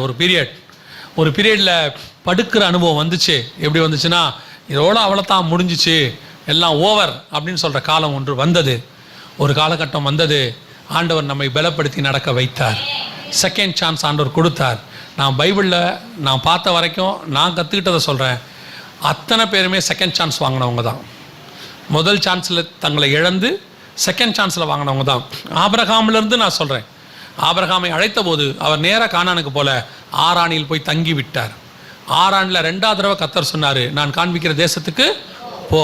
சிம்சோன் 2வது தடவை, தாவீது 2வது தடவை, எல்லாருக்கும் நிறைய பாருங்க, பேதுருவுக்கு 2வது தடவை, நிறைய பேருக்கு 2வது தடவை கர்த்தர் கொடுத்துருக்கிறார். நிறைய பேருக்கு அந்த தேவன் எலியாவுக்கும் 2வது தடவை சொன்னார், படுத்திருக்காத எழுந்து நட. இப்போ உங்களையும் என்னையும் கர்த்தர் அதை தான் சொல்கிறாரு. ஒரு வேளை படுத்திருக்கிற அனுபவத்தில் இருந்தால், சோர்வில், பிரச்சனையில், போராட்டத்தில், போதும் கர்த்தாவே, இதோட நான் முடிச்சுக்கிறேன், எல்லாமே எனக்கு போதும், எனக்கு வேணாம், அவ்வளோதான், இதோட என் ஆவிக்குரிய வாழ்க்கை வேணாம், என் ஊழியம் வேணாம் அப்படின்னு சொல்கிற சுச்சுவேஷன் இருந்தால் ஆண்டவர் சொல்கிறாரு, அதெல்லாம் இல்லை, நீ நட. ஏன்னா உன்னை வச்சு நான் செய்ய வேண்டிய வேலை நிறையா இருக்குது. நான் உன்னை கூப்பிட்டது பாதியிலே சூரஜ் செடிக்கு கீழே படுக்கிறதுக்கு இல்லை, பாதியிலே இந்த ஊழியத்தை விட்டுட்டு போகிறதுக்கு இல்லை, பாதியிலே ஓகே ஓகே அப்படின்றதுக்கெலாம் இல்லை. ஆண்டவர் சொல்கிறாரு, நீ செய்ய வேண்டிய ஊழியம் இன்னும் நிறையா இருக்குது. எப்போ வரைக்கும் நீ நடக்கணும்னு தெரியுமா? எழுந்து நடன்னு ஆண்டவர் சொன்னார். எப்போ வரைக்கும் தெரியுமா? எடுத்துக்கொள்ளப்படுகிற வரைக்கும் நடக்கணும். நடந்துக்கிட்டே இருக்கிறவன் தான் என்ன செய்வான்? ஆனால் நடக்கும்போது கொஞ்சம் கேர்ஃபுல்லாக நடக்கணும். நான் தேவ சித்தத்தின்படி தான் நடக்கிறேனான்னு பார்க்கணும். எங்கேயாவது வழி மாறி கெபிக்குள்ளே போயிட்டேன்னா நான் நடக்கிறதுக்கு வழி இருக்காது, நின்றுடுவேன். பார்க்கறதுக்கு கெபி நமக்கு எப்படி இருக்கும்? சேஃப்டியாக இருக்கும். ஓ, யாரும் வரமாட்டாங்க, ஏசபேல் ஆட்கள் வரமாட்டாங்க, நான் சேஃப்டி. இதுக்கு மேலே நமக்கு என்ன இல்லை? ஒரு கவலை இல்லை. எனக்கு ரெகுலராக ஆஃபரிங் கொடுக்கறதுக்கு ஆள் வந்தாச்சு, சோத்திரம், பிரைஸ் தி லார்ட், இனிமேட்டு ஒரு பிரச்சனை இல்லை. ஆண்டவர் சொல்வார், நிற்கிற. தசமாம் காணிக்க மாசம் இவ்வளோ வருது, இனி ஒரு பிரச்சனை இல்லை. கர்த்தர் சொல்றாரு, நிற்கிற. நிறைய பேர் நினைப்பாங்க, வீடு கட்டாச்சு, கார் வாட்டாச்சு, பிள்ளைகளுக்கு கல்யாணம் பண்ணியாச்சு, இனி நம்ம சேஃப்டி இல்லை. நிற்கிற. என்ன ஆண்டவரை பண்ணணும்? நடந்துகிட்டே இரு. உனக்கு ஒப்புவித்ததை முடிவு பரியந்தம் ஓடி முடி. முடிவு பரியந்தம். நீ சாட்டிஸ்ஃபை ஆகக்கூடாது ஊழியத்துல, கர்த்தர் சாட்டிஸ்ஃபை ஆகணும். போதும்னு நீ சொல்லக்கூடாது, கர்த்தர் சொல்லணும் போதும்னு. தானியேல் போய் கேட்கிறான் ஆண்டவர்கிட்ட, ஆண்டவரே 1335 நாளை குறித்தும் 2300 நாளை குறித்தும் நான் அறிய ஆவலா இருந்தேன். ஆண்டவர் சொல்றாரு, தானியேலே நீ போகலாம், நீ போய் இளைப்பாரி கொண்டிரு, அது முடிவு காலத்துக்கு. இதே தானியேல் 7ஆம் அதிகாரத்தில் கேட்கிறார், ஆண்டவரே அந்த 10 கொம்புகளை குறித்தும் சின்ன கொம்பை குறித்தும் அந்த பருமனான கொம்பை குறித்தும் நான் அறிய ஆவலா இருந்தேன். அங்க விளக்கத்தை சொன்னார் ஆண்டவர். ஆனா 12ஆம் அதிகாரத்தில் கேட்கும் போது சொல்றாரு, போதும் தானியேல், போய் ரெஸ்ட் எடு. நீ என்னப்பா இவ்வளோ நாள் ஊழியம் பண்ணிட்ட? ஆண்டவரே இந்த 2003 இருக்கட்டும், நீ போய் ரெஸ்ட் எடு. கர்த்தரே பார்த்து நமக்கு ரெஸ்ட் கொடுக்குற வரைக்கும் நடந்துகிட்டே இருக்கணும். நடுவில் எங்கேயும் நிற்க கூடாது. நமக்கு தான் வயசாச்சு, கர்த்தருக்கு வயசாகல. கர்த்தருக்கு தெரியும், நான் 58ல் ரிட்டையர் ஆகிறேன், 60ல் ரிட்டையர் ஆகிறேன், எனக்கு போதும். ஆண்டவர் சொல்வாரு, நான் போதும்னு சொல்ற வரைக்கும் நீ நட. ஆண்டவரே எனக்கு 120 வயசாச்சு, நீ நட, நான் ஒரு இடத்துல உனக்கு சொல்லுவேன். ஆண்டவரே நான் கானானுக்கு போறேன், இல்லை போதும் நில்லு. என்ன பண்ணலாம்? மேலே வா, நம்ம போவோம். ஆண்டவரே அந்த கானானுக்கு போய், அதெல்லாம் வேணாம், வாப்பா போலாம். நான் போறேன்னாலும் விடமாட்டாரு, நான் இருக்கிறனாலும் விடமாட்டாரு. அவர் சொல்ற வரைக்கும் நீங்க நடந்துகிட்டே தான் இருக்கணும். 58 வயசு 60 வயசு ரிட்டையர்மெண்ட்னு சொல்லி உலகம் ஃபிக்ஸ் பண்ணுச்சு, கர்த்தர் ஃபிக்ஸ் பண்ணல. உலகத்துக்கு 68 ரிட்டையர்மெண்ட். ஆனா டொனால்ட் ட்ரம்ப்புக்கு 70 தான் அவர் பிரதமராகவே மாறுறார், ஜனாதிபதியாகவே மாறுறார். அவருக்கு அப்பதான் லைஃப் தொடங்குது. எங்க யாருக்கு எப்போ தொடங்குது எப்போ முடியுதுன்னு பரலோகம் எழுதி வச்சிருக்கு. நடுவில் நிற்க வேண்டிய வேலை உங்களுதும் இல்லை, எந்தும் இல்லை. நாம நடந்துகிட்டே இருக்கணும். 35ல் முடிக்க சொன்னாலும் முடிச்சிடணும். ஏசு 33ல் முடிச்சிட்டாரு. 96ல் முடிக்க சொன்னாலும் முடிக்கணும். யோவான் பத்மு தீவுக்கு 90 வயசுக்கு மேலே கொண்டு போகப்பட்டார்.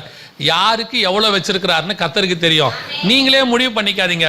போதும் கர்த்தாவே பசங்களுக்கு எல்லாம் செட்டில் பண்ணியாச்சு, இனி கொஞ்சம் ஆண்டவர் சொல்வார், அப்படியா எப்படி நடக்கிறியா இல்லையா, கூட வரியா இல்லையா, இல்லை ஆண்டவர் சரி அப்படி ஓரமாக உட்கார, வேற ஆளை பார்த்துக்கிறேன். ஏன் நான் நடந்துக்கிட்டே இருக்கிறேன், நடக்கிறதுக்கு எனக்கு ஆள் வேணுமே, கூட நீ படுத்துருவ, எனக்கு நடக்க ஆள் வேணுமே. அவர் ஆல்டர்னேட் வச்சுக்கிட்டே இருப்பார். ஆனால் நாம் சொல்லணும், ஆண்டவரே முடிவு பரியந்தம் நான் நடப்பேன், நடந்துக்கிட்டே இருக்கும் போது எடுத்துக்கொள்ளப்பட்டு அப்படியே பரதீசில் வந்து உங்கள் கூட நடப்பேன். நான் நடக்கிறது நிற்க போகிறதே இல்லை. ஜெபம் பண்ணுவோமா? நம்ம எல்லாம் ஜெபிக்கலாமா? ஒரு சிலர் கர்த்தர் இப்போ உங்களை ஓட சொல்லியிருப்பார், அரைக்கட்சியை கட்டிட்டு ஓடுங்க. ஒரு காலகட்டத்தில் ஓடணும், வேகமாக ஓடணும். அது அந்த காலகட்டத்தில் அதைத்தான் செய்யணும். இப்போ நம்ம ஓட வேண்டிய இடத்துல இருக்கிறோம். ஒரு சிலர், நான் எப்பவுமே நினைப்பேன், 11ஆம் மணியில் வேலை செய்கிறவன் வேகமாக வேலை செய்யணும். ஏன்னா அவனுக்கு 1 மணி நேரம் தான் இருக்குது. அந்த 1 மணி நேரத்துக்குள்ளே அவனுக்கு கொடுக்கப்பட்ட வேலையெல்லாம் முடிச்சிடணும் அவன். இப்போ நம்ம அந்த மாதிரி அரைக்கட்சியை கட்டிக்கிட்டு ஓட வேண்டியவங்க. அரைக்கட்சியை கட்டியிருக்கிறீங்களான்றது தான் ரொம்ப முக்கியம். அரைக்கட்சியை கட்டாமல் சத்தியத்தில் நிற்காம நீ என்ன ஊழியம் பண்ணாலும் ஒரு நாள் உன் இடை தளர்ந்து போகும். ஆண்டவர் சிலருக்கெல்லாம், ஆண்டவர் அந்த வார்த்தையை சொல்கிறாரு, சிலருக்கெல்லாம் ரதத்தை விட வேகமாக ஓடுறதுக்கு கர்த்தர் ஊழியத்தை வச்சிருக்கிறார். ஊழியம் ரதத்தை விட வேகமாக ஓடுற ஊழியம், குதிரையை விட வேகமாக ஓடுற ஊழியம். ஆனால் கர்த்தர் என்ன எதிர்பார்க்குறாரு தெரியுமா? உன் அறக்கட்சியை நீ கட்டியிருக்கியா, சத்தியத்தில் நிற்கிறியா, சத்தியத்தை யாருக்காகவாவது வளைச்சி கொடுக்குறியா? சில நேரங்களிலே கலாத்தியருக்கு பவுல் எழுதும் போது சொல்கிறாரு, நான் இன்னும் மனுஷனை பிரியப்படுத்துகிறவனா இருந்தால் தேவனுக்கு ஊழியக்காரன் அல்லவே. உன் அறக்கட்சியை கட்டிட்டு ஓட வேண்டிய சில நேரத்தில் நீ மனுஷனை பிரியப்படுத்துகிறவனா மாறிடுற. சில நேரத்தில் உன் சொந்தக்காரங்களை, குடும்பத்தை, உன் ஸ்தாபனத்தை, உன் டினாமினேஷனை, உனக்கு மேலே இருக்கிறவங்களை பிரியப்படுத்த வேண்டியவனா மாறிடுற. அப்படி மாறுற உன்னை எடுத்து என்னால் பயன்படுத்த முடியாது. ஏன்னா உன் இடைக்கச்ச சத்தியம் இல்லை, உன் இடைக்கச்ச ராஜாவுடைய இடைக்கச்ச. அது ஒரு நாள் தளர்ந்து போகும். உன் இடைக்கச்சை சத்தியமாக இருக்கணும். எதை கர்த்தர் சொன்னாலும் செய்யணும். தகப்பன் வீட்டை விட்டு வானா வரணும், பிள்ளையை கொண்டு வந்து மலைக்கு மேலே குடுனா கொடுக்கணும். தகப்பனை கொடுப்பேன் ஆனா பிள்ளைய கொடுக்க மாட்டேன்னு சொன்னா உன் இடைக்கச்சை சத்தியம் அங்க அவிழ்ந்து போச்சு. அவன் அந்த பிள்ளைய கொடுத்த உடனே அடுத்த அதிகாரத்தில் கர்த்தர் அவனை பார்த்து சொல்றாரு, தன் பிள்ளைகளுக்கு ஆபிரகாம் தன் நியமங்களையும் கற்பனைகளையும் சொல்லி கொடுப்பான் என்று கர்த்தர் அவன் மேல் நம்பிக்கை வைத்திருந்தார். அந்த நம்பிக்கை உன் மேல வரணும்னா உங்க இடைக்கச்சை ஸ்ட்ராங்கா இருக்கணும். 2வது, நீ போகிற பாதையில் சில பிரச்சனைகள் வரும். உன் காதுகள் கேட்கும், ஏன் சில நேரத்தில் உன் கண்கள் கூட பார்க்கும், சில நேரத்தில் உனக்கு பாதிப்பு கூட வரும். ஆனால் ஒன்று மட்டும் தெரிஞ்சுக்கோங்க, வழியில் பாதியில் வனாந்தரத்தில் படுக்கிறதுக்கு கர்த்தர் உங்களை அழைக்கவில்லை. கர்த்தர் உங்களை கொண்டு போய் மேகத்துக்கு நடுவில் சேர்ப்பதற்காக அழைத்தார். சுழல் காற்றில் ஏறி போவதற்காக அழைச்சிருக்கிறார். அந்த சிச்சுவேஷன் உண்மையிலே வரும். கேட்டபோது அப்படி ஒரு பயம் வரதான் செய்யும், எல்லாருக்கும் வரதான் செய்யும். எலியாவுக்கே வந்துருச்சு, நம்மை போல ஒரு பாடுள்ள மனுஷன். இப்போ நாம் என்ன செய்ய போகிறோம்? படுத்திருக்க போகிறோமா? இல்லைன்னா கர்த்தர் உனக்கு தழலில் சுடப்பட்ட அடை இப்போ தராரு. பரிசுத்த ஆவியானவர் உனக்கு ஒரு வார்த்தை கொடுக்குறாரு, எழுந்து நட. உனக்கு நான் வச்சிருக்கிற தூரம் அதிகம், வச்சிருக்கிற மினிஸ்ட்ரி அதிகம், வச்சிருக்கிற காரியங்கள் வெகு அதிகம்.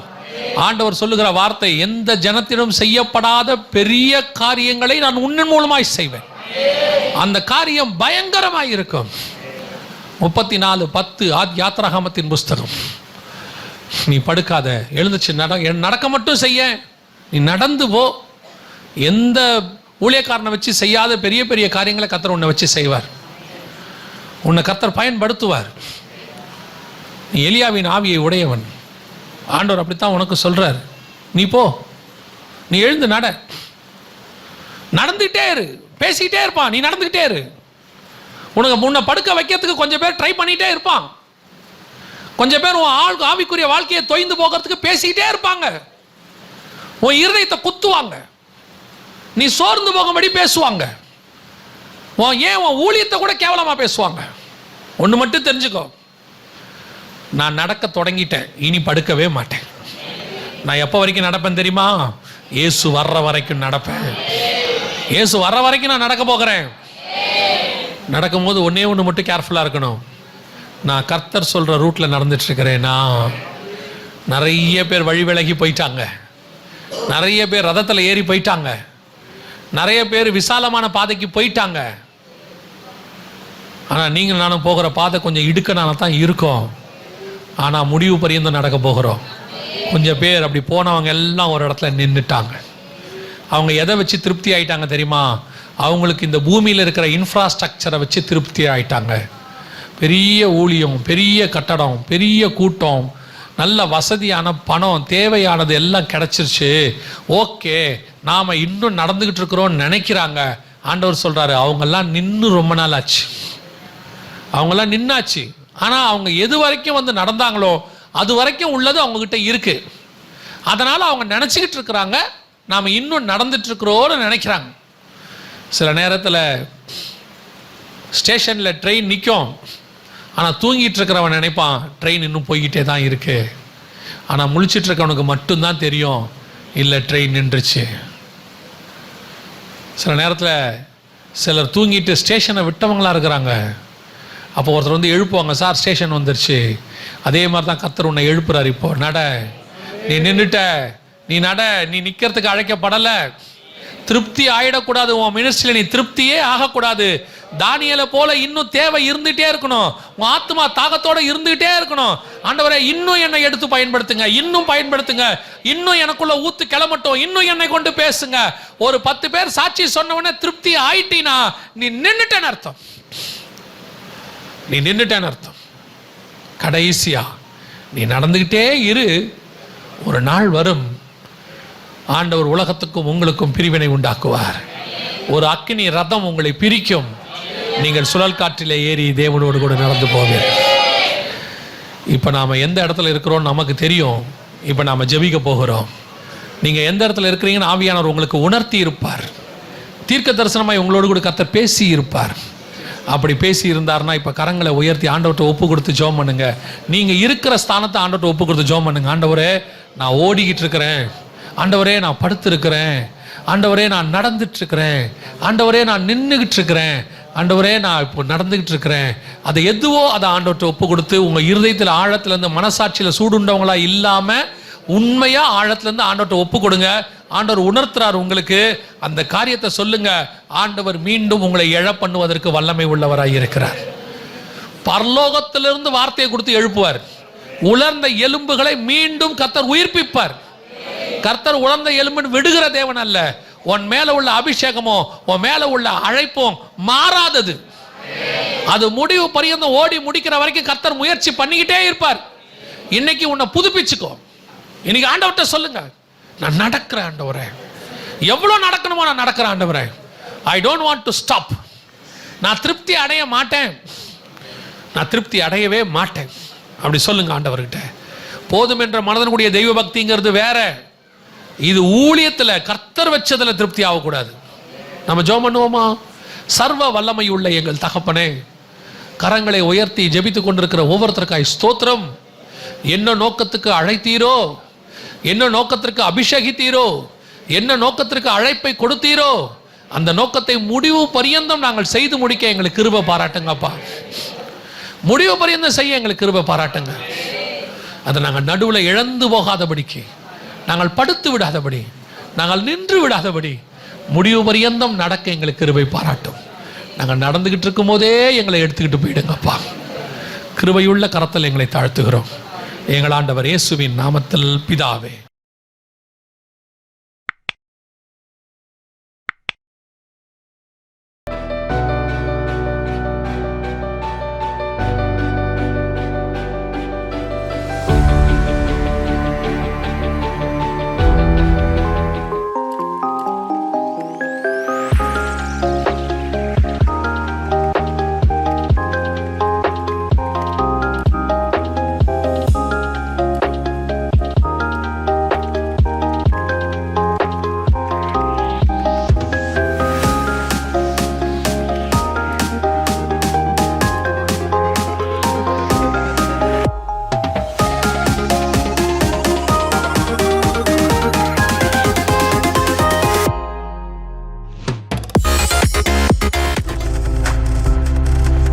நீங்கள் பார்த்து கொண்டிருப்பது உங்கள் ஜாய் டிவி. உங்கள் துக்கம் சந்தோஷமாய் மாறும்.